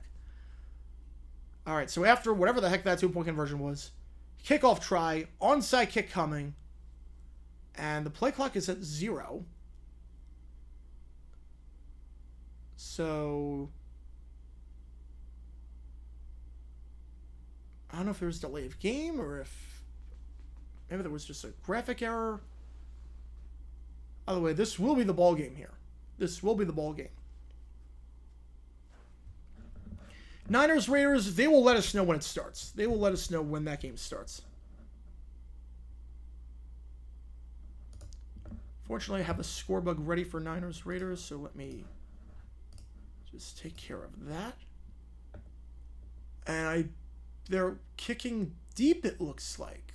The Chiefs are not trying, they're not setting up for an onside kick. So are the Saints just conceding defeat? It's preseason. They're just trying a random squib kick. I'm a bit confused by that. I guess it's preseason. Nice hit there on special teams. Nice hit. The 31-yard line. But the Chiefs took over the 31. That's one of those where it would be a dumb decision to happen in a real game. Preseason, I mean, I get it. You're not really playing for wins and losses in preseason. I get it. So. Better decisions on the extra. No, there's no overtime in preseason. You never see teams kick the extra point there. There's no overtime in preseason. So you have to go for the win. You have to go for the win. Who signed all the Chiefs and Saints helmets? That's a good question. So I only have one Chiefs signed helmet. This one's not signed. This one's Jan Stenerud. I've got Willie Roaf. Willie Roaf is there. So that's some of them. And I do have Ricky Jackson right there. As I hand off up the middle, are the Saints going to... I don't even know the Saints are calling timeout. Oh, come on. Okay, Dennis Allen, you confused me. I know it's preseason. You're confusing me. If you're not trying for the win, I get it. If you're not trying for the win, I get it. Then why would you not try the onside kick? Either play for the win and go for the onside kick, or just say this game's over and we're not going to do anything. And don't call timeouts. But why you're kicking deep and then you call your timeouts? I mean, come on. Fulham, yep, Fulham beat Everton 1-0. Sloppy game, but a much needed 3 points. Those are the kind of teams you have to beat if you're going to survive. And Everton's not a great team, so I'm happy with that one. On the road at Goodison Park, I'll take it. Second down, handoff, bottled behind the line. Saints will call their third and final timeout. Run there by P. Ryan. This is insane that the Saints are taking timeouts here. This is absolutely insane that they are taking timeouts. Because they're not trying for the onside kick. Because even if you get the stop now, even if you do get the stop, all right, what happens? The Chiefs are just going to take it down to 19 seconds, let's say. Because this will take 5 seconds. So 59 seconds is when the play will end. And they take it down 40 seconds, 19. You call a timeout. You punt the ball. Townsend punts it. Now you're at 12 seconds, and I got 2 plays to go 80 yards or so. I don't get it. I don't get why you wouldn't just onside kick here if you're going to try and play for the win. I don't get it. 3rd and 8. Screen pass. Intercepted! What on earth? What on earth is going on? Why would he throw that? Why would he? What on earth? Oh my goodness! The Saints might win this one! What was he thinking? Alright, Niners Raiders is about to kick off. Hopefully we do not get heighted. I'm going to put on a second stream just in case. What on earth? Why would you call that play? You had the game won. You literally had the game won. All right, Niners Raiders is kicking off. Right now, it's split screen on NFL Network. Again, we are not going to start the Niners Raiders stream until this game is done. What on... You had the game won. You literally had the game won. Because you just had to run the ball and punt it. Oh my goodness. I genuinely don't believe that. Preseason, you never cease to amaze me. You never cease to amaze me. Alright, Chiefs called their timeout. Oh my goodness. This preseason has been wild so far. Which team broadcast? It looks like the Raiders. It looks like we're getting the Raiders. Usually you get the home team broadcast. They're going split screen. They're going double box, which is good. All right, second down, handoff, goes to Merriweather, down to the 15-yard line. The only problem with this split screen is that NFL is acting stupid with the split screen. Because if you notice, with the split screen, the geniuses at NFL Network have decided, let's tell you what game you're watching. You're watching Chiefs Saints. The problem with telling you what game you're watching is that now, because of the way the Fox score bug is, you can't see the time. So we are guessing on the time. We are completely guessing on how much time is left. We are completely guessing on the down and distance. This is insane. So yeah, so Chris is cut after that. Chris is cut. All right, 3rd and 6 in the Niners game. Lance getting the start, 4 wide. Lance, they rush 4, pump fake, and he's going to go down. And 3rd and 5 in the Saints game. Merriweather gets the handoff. Did he get the first? He did not. He is short by a yard. 4th and 1. Look, if I want to lose all credibility, I'll do a Dumb Decisions episode on Andy Reid during a preseason game. But I just don't know why you would call that. You had the game won. You had the game won. All right. Field goal try. It is not Will Lutz. It is Blake Group trying this kick. The Notre Dame kicker, 14 for 19 last year. High pressure kick. All right. 31 yards for the win. I control the clock for the scoreboard. Yeah, I control the clock. The kick is up. And it's good. It is good. I don't know if that's a walk-off. Because, again, they do not have the time on the screen because it's blocked by the Chiefs-Saints overlay. So I don't know if that's game or not. That was a walk-off. That was a walk-off. Kick is good. Saints win it 26-24. Crazy, crazy game. All right, I'm going to hop off. We're going to do the Niners-Raiders stream, so join me in 30 seconds for that one. Thank you for tuning in. Until the next 30 seconds, JJ9 signing off. Let's do this.